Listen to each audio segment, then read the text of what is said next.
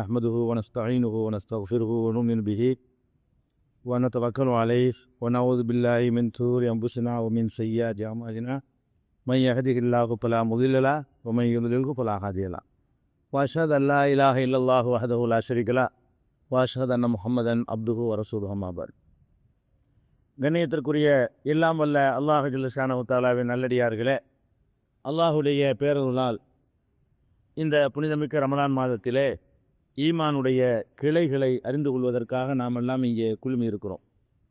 இதுவரை அல்லாஹுவை ஈமானுடைய கிளைகளில் முக்கியமானது அல்லாஹுவை நம்புவது, இரண்டாவது வானவர்களை நம்புவது, மூன்றாவது வேதங்களை நம்புவது, இவற்றையெல்லாம் நாம் இதற்கு முன்னே பார்த்து விட்டோம். அடுத்தபடியாக தூதர்களை நம்புவது, அதுவும் ஈமானுடைய ஒரு முக்கியமான கிளை. அந்த தூதர்களை நம்புவதில் பாதி செய்தியை நேற்றைய தினம் பார்த்துருக்குறோம். மீதி தூதர்களை பற்றி இன்னும் நம்ம எப்படி நம்ப வேண்டும் என்று கேட்டால், ஒரு இறைவனுடைய தூதராக ஆகிறார் என்று சொன்னால் அவருடைய அமல்களினால உழைப்பினால ஆகிறார்னு சொல்லக்கூடாது. ஒருத்தர் நல்ல மனிதர் ஆகிறதா இருந்தால் அவர் பாடுபட்டு தான் நல்லவராக முடியும். ஒரு சாலியான மனிதர் ஆகிறதா இருந்தால், இறை நேசர் ஆகிறதா இருந்தால் அதுக்காக வேண்டி உழைக்கணும். இறை தூதருங்கிற இந்த பொறுப்பை பொறுத்த வரைக்கும் உழைத்து அதை பெறவே இயலாது.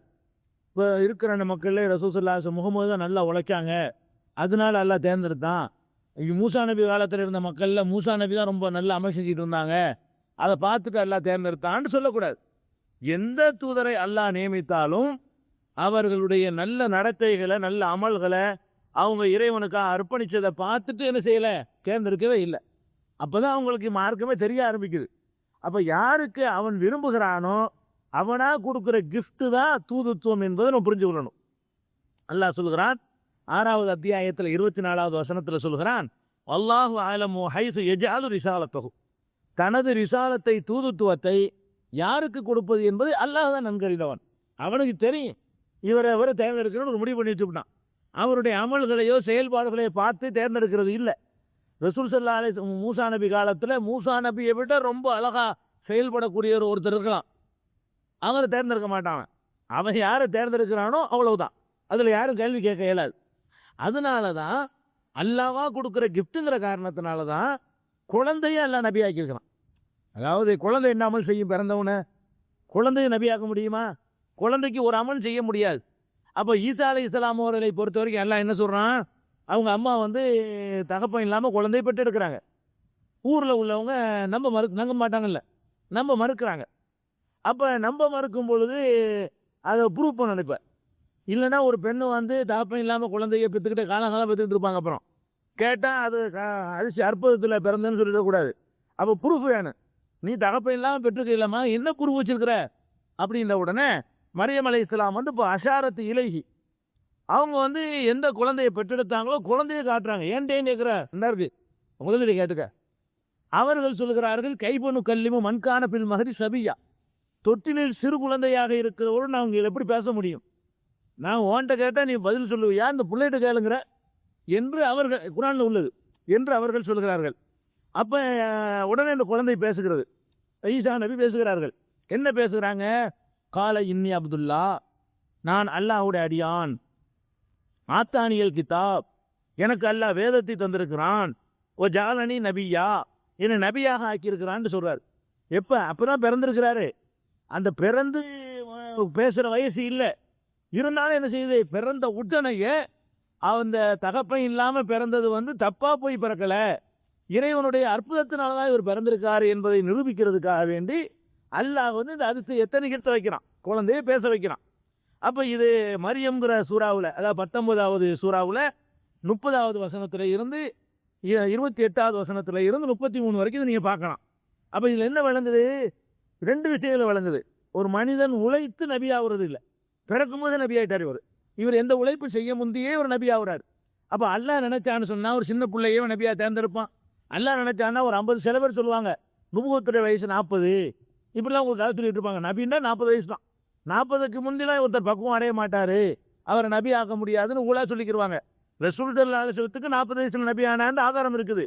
அதுக்காக வேண்டி எல்லாரும் 40 வயசில் ஆகலை. அதுக்காக வேண்டி இப்போ 50 பேர் 40 ஆனாங்க. அப்போ ஆதம் அலைஹிஸ்ஸலாம் எத்தனை வயசில் ஆகிருப்பாங்க? அனுப்பும்போது 5 எத்தனை ஆகுனா, அவர் படைக்கும் போது எத்தனை வயசுங்கிற அவர் இப்போ இந்த சைஸில் படைக்கும் போதே கரெக்டான சைஸில் எல்லாம் படைச்சு விட்டான். குழந்தையா இருந்து வளர்ந்து வரல. அவரும் அல்லாஹ்வுடைய நபியாக தான் இருந்தார். அப்போ 40 வருஷம் வழிகாட்டு இல்லாமல் முகமது விட்டானல்ல, அப்படி சொல்லக்கூடாது. முகமது ஸல்லல்லாஹு அலைஹி வஸல்லத்தை அல்ல 40 வயசில் தேர்ந்தெடுத்தான். சிலர் 30ல் தேர்ந்தெடுப்பான், சிலர் 25ல் தேர்ந்தெடுப்பான், சில பேர் 50 வயசில் தூதராக தேர்ந்தெடுப்பான்.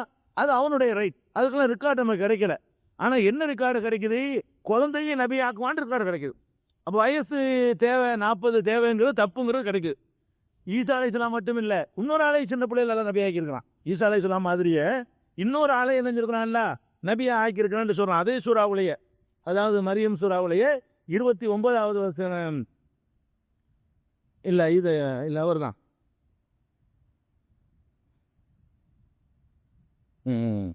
இல்லை அவர். அப்போ இவர் தான் யஹ்யா அலைஹிஸ்ஸலாங்க. யஹ்யா அலைஹிஸ்ஸலாத்தையும் எல்லாம் நினைஞ்சிருக்கான்.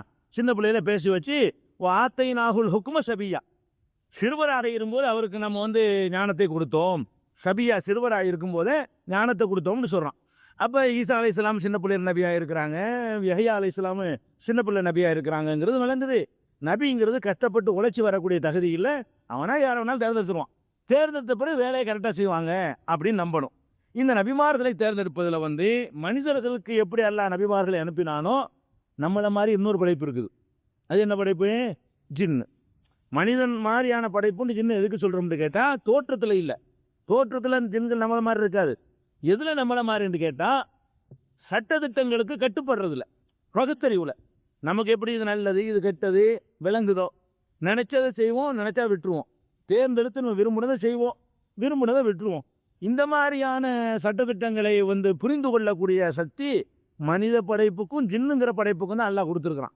அப்போ அந்த ஜின்களுக்கும் சொர்க்க நரகம் உண்டு, அந்த ஜின்களுக்கும் கேள்வி கணக்குகள் உண்டு, அந்த ஜின்களுக்கும் கடமைகள்லாம் உண்டு. அந்த கடமைகளை ஜின்களுக்கு யார் போய் சொல்லுவா? மனிதனுக்கு மனித ரசூல் சொல்லிடுறாரு.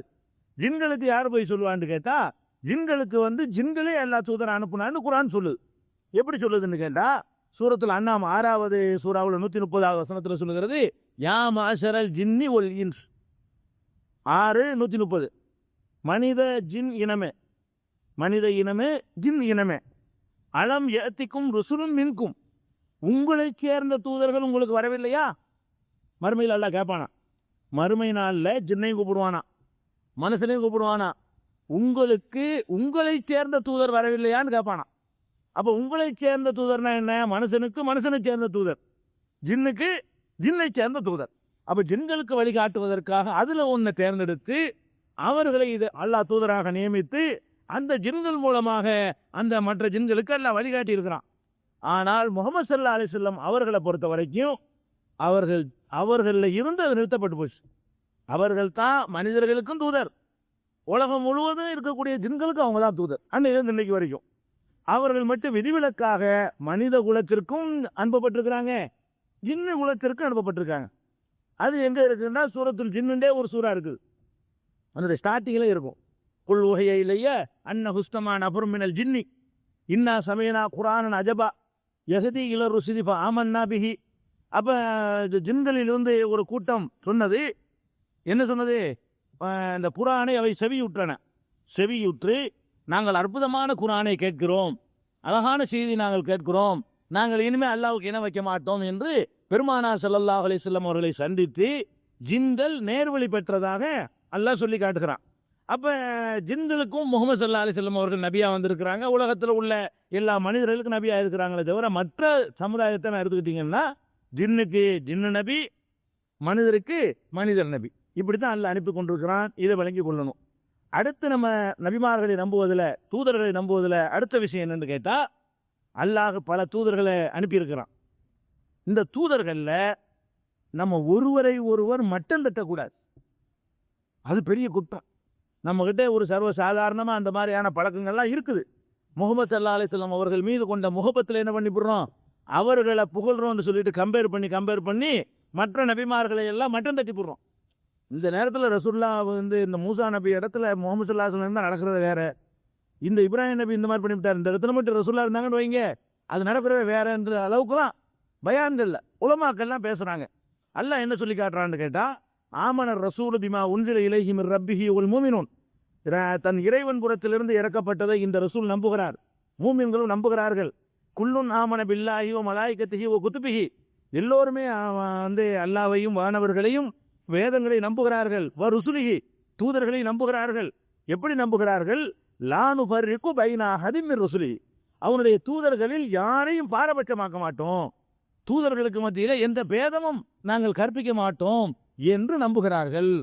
மூமின்கள் நம்ப வேண்டிய முறை, முகமது ஸல்லல்லாஹு அலைஹி வஸல்லம் நம்பின முறை, அந்த காலத்தில் சஹாபாக்கள் நம்பின முறை என்னன்னு கேட்டா, எந்த தூதருக்கு மத்தியிலையும் பாரபட்சம் காட்டிவிடக் கூடாது. என்ன பாரபட்சம்? அல்லாஹ் நமக்கு என்ன தெரியும்னா, மூசா அலைஹிஸ்ஸலாம் ஒரு சின்ன வட்டத்துக்கு நபியாக்கப்பட்டாங்க. ஈசா அலைஹிஸ்ஸலாம் ஒரு சின்ன வட்டத்துக்கு நபியாக்கப்படுறாங்க. முகமது ஸல்லல்லாஹு அலைஹி வஸல்லம் பெரிய வட்டத்துக்கு நபி ஆகுறாங்க. அது வேணா அவருடைய சிறப்பு நீங்க சொல்லலாம். ஆனால் இந்த இடத்துல அவங்களையும் அந்த இடத்துல அவங்களையும் வச்சா அவங்க கரெக்டாக செஞ்சிருப்பாங்க. மூசா நபி சின்ன வட்டத்தில் செஞ்ச காரணம், மூசா நபி அல்லாவா? அல்லாஹ் கொடுத்தது அவர் செஞ்சார். எந்த ஒரு ரசூலுமே அவரவர்களுக்கு அல்லாஹ் கொடுத்த பணியை செஞ்சுட்டு போனாங்கன்னு சொல்லணுமே தவிர, யாருடைய நாணயத்தில், இஹ்லாஸில், உழைப்பில், தியாகத்தில், இறைவனுக்கு தவிர யாருக்கும் அஞ்சாத தன்மையில் ஒருவரையும் நீங்கள் குறை சொல்லக்கூடாது. நூஹ் அலைஹிஸ்ஸலாம் 950 வருஷம் இருந்தாங்கன்னா, அவங்கள 950 வருஷம் அல்ல வாழ வச்சதுனால இருந்தாங்க. முகமது ஸல்லல்லாஹு அலைஹி வஸல்லம் வாழ வச்சா இருந்திருப்பாங்க. 950 வருஷத்துக்கு அவங்க தளர்ந்து போயிருக்க மாட்டாங்க. அப்போ அல்லாஹ் செலெக்ஷன் பண்ணியிருக்கும் பொழுது, அல்லாவும் ஒரு பொறுப்பை கொடுத்துருக்கும். ஒரு ஆளுக்கு வந்து நம்மள்ட்ட ஒரு 10 கடை இருக்கும், ஒரு பெரிய ஜவுளி கடை ஒன்று இருக்கும், ஒரு வெத்தலவா கடை இருக்கும். நம்பிக்கையான ஆளுகளை தேர்ந்தெடுத்து ஒருவர்கிட்ட வெத்தலவா கடையை கொடுப்போம், ஒருவர்கிட்ட ஜவுளி கடையை கொடுப்போம். 2 பேருமே நல்லா நடத்துகிறாங்க, அந்தந்த துறையை நல்லா நடத்துகிறாங்கன்னு வைங்க, அதை நம்ம பாராட்டுவோம். உனக்கு கொடுத்த வேலையை நீ கரெக்டாக செஞ்ச. இதில் அவருக்கு என்ன இருக்குது? இவரத்துக்கு அதில் மாற்றினாலும் அதை கரெக்டாக செய்வார், அவரத்துக்கு இதில் மாற்றினாலும் கரெக்டாக செய்வார். இதில் ஆளுடைய திறமைன்னு நீங்கள் சொல்லக்கூடாது. அந்த அடிப்படையில் நபிமார்களுக்கு மத்தியில் பாரபட்சம் காட்டுறதுங்கிறது நம்மக்கிட்ட வரவே கூடாது. ஒரு சந்தர்ப்பத்தில் பெருமானார் ஸல்லல்லாஹு அலைஹி வஸல்லம் காலத்தில் ஒரு யூதருக்கும் ஒரு முஸ்லீமுக்கும் ஒரு சண்டை வந்துருச்சு. ஒரு யூதருக்கும் முஸ்லீமுக்கும், யூதர்கள் வாழ்ந்தாங்க அந்த சமுதாயத்தில். சண்டை வந்தவுடனே முஸ்லீம் சொல்கிறாரு, அப்போ அந்த கோபத்தில் சண்டையில், உங்கள் முகமது ஸல்லல்லாஹு அலைஹி வஸல்லம் தான் உலகத்தையெல்லாம் எல்லாம் சிறப்பாக்கிட்டான் அப்படிங்கிறார் இவர். அவர் யூதர் சொல்கிறாரு, அதெல்லாங்கிற மூசாவை தான் உலகத்திலே எல்லாத்தையும் சிறப்பாக்கியிருக்கிறான். இது ரசூலுல்லாஹ் காலத்தில் ஒரு சண்டை. ரசூல் ஸல்லல்லாஹு அலைஹி வஸல்லம் காலத்திலேயே ஒரு முஸ்லீமுக்கு யூதருக்கு சண்டை நடக்கும்போது முஸ்லீம் சொல்கிறாரு, முகமது ஸல்லல்லாஹு அலைஹி வஸல்லம் தான் எல்லாம் சிறப்பாக்கியிருக்கிறான், உலகத்திலேயே அவங்க தான் சிறப்புங்கிறான் அப்படின்னு சொல்கிறார் அவர். யூதர் சொல்கிறாரு, அதெல்லாம் கிடையாது, மூசாவை தான் உலகத்தில் எல்லாம் சிறப்பாக்கியிருக்கிறான். சண்டை நடக்குது. உடனே வந்து இதை முஸ்லீம் என்ன மூசான்னு சொன்ன உடனே கோவம் வந்துச்சுட்டாருக்கு. யூதரை மூஞ்சில் அரைஞ்சிட்டார். என்னது வந்து முகமது ஸல்லல்லாஹு அலைஹி வஸல்லம் நீ மூட்டா சொல்றியா? அரைஞ்சிட்டார். ஓங்கி அரைஞ்ச உடனே கேஸ் வந்துருச்சு ரசூல் ஸல்லல்லாஹு அலைஹி வஸல்லம். ரசூல் ஸல்லல்லாஹு அலைஹி வஸல்லம் வந்தோன்னு என்ன செய்கிறாங்க? அவரை கண்டிக்கிறாங்க, அரைஞ்சவரை முஸ்லீமாக கண்டிக்கிறாங்க. கண்டிச்சுட்டு சொல்கிறாங்க, நீங்கள் லா துஹய்யிரூனி அலா மூசா, மூசாவோட ஒப்பிட்டு பார்த்து என்னை நீங்கள் சிறப்பித்து பேசாதீர்கள். மூசாவுக்கு அவர் வேலை அவர் செஞ்சார், எனக்கு நான் ஏன் வேலையை செஞ்சேன், அந்த மாதிரி நீங்கள் பேசாதீர்கள் என்று ரசூல் ஸல்லல்லாஹு அலைஹி சொல்கிறாங்க. சொல்லிவிட்டு சொல்கிறாங்க, மஹ்ஷரில் எல்லா மக்களும் திரும்ப எழுப்பப்படுவோமே, அந்த நாளில் எழுப்பப்பட்டவுடனே அந்த மஹ்ஷருடைய அந்த வெப்பம் அதெல்லாம் பார்த்து எல்லாம் மூர்ச்சையாகி விழுந்து விடுவார்கள். மூர்ச்சையாகி விழுந்தவுடனே நான் வந்து முதல்ல நான் தான் விழித்து எழுவேன், நான் தான் மூர்ச்சை தெளிந்து என்ன செய்வேன், எந்திரிப்பேன். எந்திரிச்சு பார்த்தா மூசா நின்று இருப்பார். ரசூல் ஸல்லல்லாஹு அலைஹி சொல்கிறாங்க, நான் தான் எழுவேன், ஆனால் நான் எழுந்திரிக்கும் போது பார்த்தாலே மூசா நிற்பார். அப்போ அவர் முந்தினார நான் முந்தினான்னு சொல்ல முடியாது, அவ்வளவுக்கு போட்டி போட்டுட்டு அவர் வர்றாரு. சும்மா அவர் வந்து சாதாரண ஆள் கிடையாது. ரசூல் ஸல்லல்லாஹு அலைஹி சொல்கிறாங்க, அவன் மூர்ச்சையை தெரிந்து நான் எழுந்திருக்கும் பொழுது நான் எந்திரிச்சு பார்த்தா அவர் நின்று இருக்கிறாரு. அப்போ அவர் தான் முதல் எந்திரிச்சிட்டாருன்னு விளங்குது அப்படின்னு சொல்லி ரசூல் ஸல்லல்லாஹு அலைஹி சொன்னோம். அதனால நீங்கள் வந்து அப்படிலாம் வந்து ஒப்பிட்டுலாம் கம்பேர் பண்ணி பேசாதீங்கன்னு தடுக்கிறாங்க. மூசாவோட ஒப்பிட்டு அப்படி சிறந்தவர்னு சொல்லாதீங்க. இது நீங்கள் புகாரியில் 2411, 3408, 3415, 6517, 7472 ஆகிய இடங்கள்ல எல்லாம் சஹீஹுல் புகாரியில் நீங்கள் இந்த ஹதீஸை பார்க்கலாம். யூதருக்கும் முஸ்லீமுக்கும் சண்டை வந்து இப்படி பேசி பெருமானார் ஸல்லல்லாஹு அலைஹி வஸல்லம் தடுத்துட்டாங்க. அதனால் நம்முடைய எந்த ஒரு பேச்சுக்கள்லையும் ஒரு நபி இன்னொரு நபியும் கம்பேர் பண்ணி, இப்போ கிறிஸ்தவரோட உங்களுக்கு ஒரு விவாதம் வருது, ஈசா நபியை நீங்கள் மட்டும் இருக்க முடியாது, ஈசா நபி பேரில் சொல்கிற பொய்யை சொல்ல முடியுமே தவிர ஈசா நபி பொய்யாலோ அது சொல்லிடக்கூடாது. பெரிய ஆள் தான் அவர், பெரிய ஆளோன்னு நம்ம கேட்டக்கூடாது. ஈசா நபி பெரிய ஆளோ அப்படின்லாம் நம்ம வாயிலிருந்து வந்துடக்கூடாது. அவர் பெரிய ஆள் தான், சந்தேகம் இல்லாமல் அல்லாஹ்வால் தேர்ந்தெடுக்கப்பட்ட ஒரு இறை தூதர். முகமது ஸல்லல்லாஹு அலைஹி வஸல்லம் எப்படி தேர்ந்தெடுத்தானோ அல்லாஹ், அதே மாதிரி அவர்களையும் தேர்ந்தெடுத்திருக்கிறான். அதில் நம்ம வந்து ரொம்ப கவனமாக இருக்க வேண்டும். அதே நேரத்தில் சிறப்பு இல்லைன்னு சொல்லிட இயலாது. அதையும் விளங்கிக்கணும். நம்ம இப்படி பேசுறது ஒப்பிட்டு பேசி மட்டம் தட்டக்கூடாதுன்னு தான் நமக்கு தடை இருக்க தவிர, அல்லாஹ்வாக சிலரை சிறப்பித்து சொல்லியிருக்கிறான் சில காரியங்களை. அந்த காரியங்களை மட்டும் குறிப்பிட்டு நீங்கள் பேசுறது தப்பு இல்லை. அது எங்க இருக்குன்னு கேட்டால் அதையும் அல்லாஹ் ரப்புல் ஆலமீன் சொல்லி காட்டுகிறான் குர்ஆன்ல. சூரத்துல் பக்ராவில் 2வது சூறாவில் 253வது வசனத்தில், தில்க ருசுலு வல்லல்னா பாலகும் அலா பாலில், இந்த தூதர்களில் சிலரை வேறு சிலரை விட நாம் சிறப்பித்து வைத்திருக்கிறோம். சிலருக்கு கொடுக்காத தகுதியை சிலருக்கு கொடுத்திருக்கிறோம். அதுக்கு சில உதாரணம் எல்லாம் காட்டுறான். மின்ஹும் மன் கல்லம் அல்லாஹ், அவர்களில் அல்லாஹ்வோடு பேசியவர் இருக்கிறார். இப்போ மூசாட்ட அல்லாஹ் பேசினா வேற ஏற்றையும் பேசலையில. மூசா அனுப்பிட்டு அல்லாஹ் பேசினா வேற ஏற்றையும் அல்லாஹ் என்ன செய்யல, இந்த மாதிரி உரையாடல் நடத்தியதில்லை. அந்த சிறப்பு அல்லாஹ் அவருக்கு கொடுத்துருக்கான். இப்படி சொல்லலாம். நம்ம இப்படி சொல்றது குற்றம் கிடையாது. மூசா அலைஹிஸ்ஸலாத்துக்கு இந்த மாதிரி ஒரு சிறப்பை கொடுத்துருக்கிறான். ஈசா நபிக்கு தகப்பன் இல்லாமல் பிறக்கிற ஒரு சிறப்பை கொடுத்துருக்கிறான்னு சொல்லலாம். அதனால் டோட்டல் அவர் சிறந்தவர்ன்ற கூடாது. அதான் அந்த சிறப்பை இவருக்கு ஒன்றை கொடுப்பான், அவருக்கு ஒன்றை கொடுப்பான். ஒரு ஆளுக்கு நம்மளே எடுத்துருவோம், நீ எல்லாம் இருக்கிறீங்க. ஒரு ஆளுக்கு அறிவு கூட இருக்கும், ஒரு ஆளுக்கு உடல் வலிமை கூட இருக்கும், ஒரு ஆளுக்கு காசு பணம் நல்லா கூட இருக்கும், ஒரு ஆள் குணநலங்களில் கூடியவராக இருப்பீங்க. அந்த வகையில் கூடியவர்னு சொல்லலாமே தவிர, காசு கூட இருந்தவனே காசு கூட இருக்குதுல்ல அதனால எல்லாத்தையும் இவர் தான் சேர்ந்தவருங்க கூடாது. அறிவு கூட இருக்க இவருக்கு அதனால இவர் தான் எல்லாத்தையும் விட சேர்ந்தவருங்க கூடாது. அறிவு கூட இருக்குன்னு சொல்லலாம். எந்த அளவுக்கு சொல்லலாம், அது பாரபட்சம் காட்டுறதில்லை. அந்த மாதிரி அல்லாஹ்வே சொல்லி காட்டுகிறான், ஒருவரை விட ஒருவரை நாம் பிறப்பித்திருக்கிறோம். மின்ஹும் மன் கல்லம் அல்லாஹ், அல்லாஹ்வோடு பேசியவர்கள் இருக்கிறார்கள். ஒரு அபாபாலகும் தரஜாத், வேறு சிலருக்கு அதிகமான தகுதிகளை எல்லாம் வசத்திருக்கிறான். சில பேருக்கு கொடுக்குற பரிசில வசதி போடுறான். அதாவது சில பேருக்கு பணியில வசத்திடுறான். சில பேருக்கு மறுமையில் கொடுக்குற பரிசு இருக்கு பாருங்க. அதில் பாருங்க எல்லாரையும் எல்லாம் எழுப்புறான்ல. முகமது ஸல்லல்லாஹு மட்டும் என்ன சொல்றான்னு கேட்டா, அசா யபாஸக ரப்புக மகாம மஹமூதா, உன்னை புகழுக்குரிய இடத்தில் அல்லாஹ் உன்னுடைய இறைவன் எழுப்புவான். அதான் மறுமையில் எழுப்பும் பொழுது எல்லாரும் பாராட்டத்தக்க ஒரு இடத்தில் வைத்து முகமது ஸல்லல்லாஹு அல்லாஹ் எழுப்புன்னு குர்ஆன்ல சொல்றான். அது அவர்களுக்கே கொடுத்த சிறப்பு. அதே நேரத்தில் இப்ராஹிம் நபி கொடுத்த சிறப்பு ரசூலுல்லாஹ் கொடுத்துருக்கானா? நம்ம தொழுகையில் என்ன ஓதிக்கிட்டு இருக்கிறோம்? அல்லாஹும்ம ஸல்லி அலா முஹம்மதின் வஅலா ஆலி முஹம்மதின் கமா ஸல்லைத அலா இப்ராஹிம். யா அல்லாஹ், இப்ராஹிமுக்கு அருள் புரிஞ்ச மாதிரி எங்க முகமது ஸல்லல்லாஹு அருள் புரின்னு கேட்குறோம். யாரு கூட அருள்? இப்போ இப்ராஹிமுக்கு அருள் செஞ்ச மாதிரி முகமதுக்கு அருள் புரிவாயாகன்ற நம்ம துஆ செய்கிற மத்தயாத்தில். அப்போ அது என்ன விளங்குது? அப்போ ரசூலுல்லாஹ் விட இவர் கூட செஞ்சிருக்கான்ல விளங்குதெல்லாம் செஞ்சிருக்கிறான். இந்த உலகத்தில் செய்த அருள்களில் அவர் கூட அவர் குடும்பம் பூரா எல்லாம் தேர்ந்தெடுத்து ஆக்கிட்டான். அவருடைய ஒவ்வொரு செயலையும் இபாதத் ஆக்கிவிட்டான். ரொம்ப ஹலீல் நண்பர் ஆக்கிக்கிட்டேன்னு நல்லா சொல்கிறான். அப்படியான சிறப்பு. ஒருவரை நண்பருங்கிறான், ஒருவரை பேசுவதற்கு தேர்ந்தெடுத்து கொண்டான்.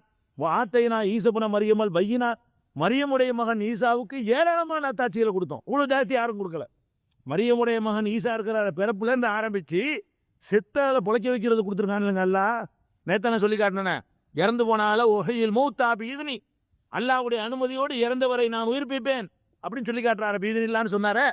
அது மாதிரி ஒய் தகுலுக்கு மின தீனிக்கு ஹையத்தி தைரி, பறவை வடிவத்திலே இது அகுலுக்கு மின தீனிக்கு ஹையத்தி தைரி, பறவை வடிவத்தில் நான் படைப்பேன். இப்போ தக்கூனு தைரம்பிங்களா, அல்லாஹ்வுடைய அனுமதியோடு பறவையாக மாறிடும். இதெல்லாம் பெரிய அற்புதம் இல்லையா? இந்த மாதிரி பயங்கரமான அற்புதங்களை எல்லாம் அல்லாஹ் ஈசா அலைஹிஸ்ஸலாத்துக்கு கொடுத்தான். உழைக்காமல் திங்கிற அற்புதத்தை கூட கொடுத்தான். உழைக்க மாட்டேன்ட்டு அது அதிசயமாக ஏதாவது உணவு தட்டை இறக்கித்தான்ட்டாங்க. மாயிதாண்டு ஒரு சூறா, 5வது சூறா. உணவு தட்டு என்ன உணவு தட்டு? அங்கேருந்து சாப்பாடு இறங்கணும், நாங்கள் அதை சாப்பிட்டுக்குருவோம், உழைக்க விட மாட்டோம்னாங்க. அது செஞ்சு காட்டுவியா? உன்னுடைய ஹல் எஸ்ததி ஒரு ரப்புக்க ஐயோ நசில் அலையினா மாயுதத்தம் என்ன சமாயி, உன்னுடைய இறைவனுக்கு வானத்திலேருந்து சோத்து தட்டை இறக்க முடியுமா அப்படின்னு கேட்டாங்க. என்னுடைய ரப்பு இறக்கக்கூடியவன் தான் இறக்கி காட்டினாங்க. அது மாதிரி ஈசா அற்புதங்கள் அதிகம் கொடுத்தவர் யாருன்னு தேடி பார்த்தீங்கன்னா ஈசா அலைஹிஸ்ஸலாம் இருப்பாங்க. ஆதம் அலைஹிஸ்ஸலாத்துன்னு ஆரம்பித்து முகமது ஸல்லல்லாஹு அலைஹி வஸல்லம் வரைக்கும் நீங்கள் லிஸ்ட்டை போட்டு அதிகமான அற்புதங்கள், பயங்கரமான பெரிய பெரிய அற்புதங்கள் கொடுக்கப்பட்டவர்னு நீங்கள் பார்த்தீங்கன்னு சொன்னால் அதில் முதலிடத்தில் யார் நிற்பா? ஈசா அலைஹிஸ்ஸலாம் நிற்பாங்க, அவருக்குரியது. அதே மாதிரி அதிகமான காலம் வாழ்ந்தது யாருன்னு தேடி பார்த்தீங்கன்னா அதில் நூஹ் அலைஹிஸ்ஸலாம் நிற்பார். அது மாதிரி அல்லாஹ்வுடைய குடும்பத்தில் ஒரு ஆள் மாதிரி மதிக்கப்பட்ட ஒரு யாருன்னு அப்படி பார்த்தீங்கன்னு சொன்னால் முகப்பத்து ரொம்ப உள்ள ஆள் மாதிரி காட்டுற பார்த்தீங்கன்னா இப்ராஹிம் அலைஹிஸ்ஸலாம் நிற்பாங்க. அதிகமான ஏரியா கொடுக்கப்பட்டவர் யாருன்னு பார்த்தீங்கன்னா முஹம்மது ஸல்லல்லாஹு அலைஹி வஸல்லம் நிற்பாங்க. ஏரியாவும் அதிகம், அதிகமான காலகட்டத்திற்கு நபியாக இருந்தவர் யாருன்னு பார்த்தீங்கன்னு சொன்னால் முகமது ஸல்லல்லாஹு நிற்பாங்க. இப்படி எல்லாருக்குமே அல்லாஹ் நினைஞ்சிருக்கிறான், ஒவ்வொரு சிறப்பை கொடுத்துருக்கிறான். வாய்யதனாக ரூஹில் குதுசி, மூசா ஈசா அலைஹிஸ்ஸலாத்துக்கு தெளிவான சான்றுகளை வர கொடுத்து, ரூஹுல் குதுசுனா ஜிப்ரீலை கொண்டு அவரை பலப்படுத்தினோம். கூடவே அவர் போயிட்டு இருப்பார் ஜிப்ரீல்.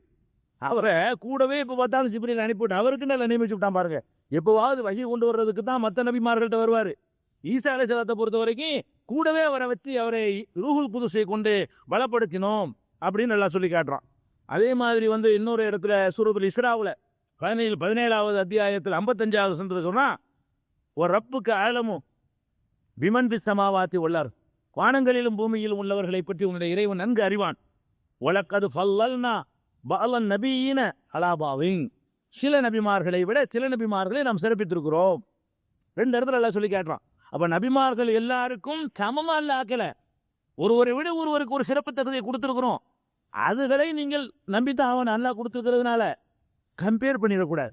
இதனால் இவர் தான் சிறந்தவர், இதனால் இவர் தான் எல்லாத்தையும் தாப்பி, இவருக்கு யாரும் கிடையாது. அந்த மாதிரியான பேச்சுக்கள் பேசினால் மூசா அலைஹிஸ்ஸலாத்தோட கம்பேர் பண்ணுறது ரசூலுல்லாஹ் மறுத்துக்கிட்டாங்க. மூசா அலைஹிஸ்ஸலாத்தோட கம்பேர் பண்ணி பேசுவதையே ரசூல் ஸல்லல்லாஹு அலைஹி வஸல்லம் தடுத்துட்டாங்க. அதனால் அதை நம்ம கவனத்தில் வைத்துக்கொள்ள வேண்டும். அடுத்தது தூதர்களை அல்லாஹ் அனுப்புகிறான்ல, நபிமார்களை அனுப்புவது ஒரு சமுதாயத்துக்கு ஒரு தூதர்களை அனுப்புவான். விதிவிலக்காக சில நேரங்களில் அந்த ஒரு நபிக்கு பணி செய்ய முடியலை, ஏதோ ஒரு காரணத்தினால கூட ஆளை சப்போர்ட் பண்ணி சேர்த்து விட்டுவான்ல. ஒரு நபி அனுப்புவான், அவரால் அந்த காரியத்தை சரியாக செய்ய முடியலை அப்படின்னு கேட்டுக்கிட்டாரே, ஆனால் இந்த 2 பேரும் சேர்ந்த நபியாக போங்க, இந்த 3 பேர் நபியாக போங்க.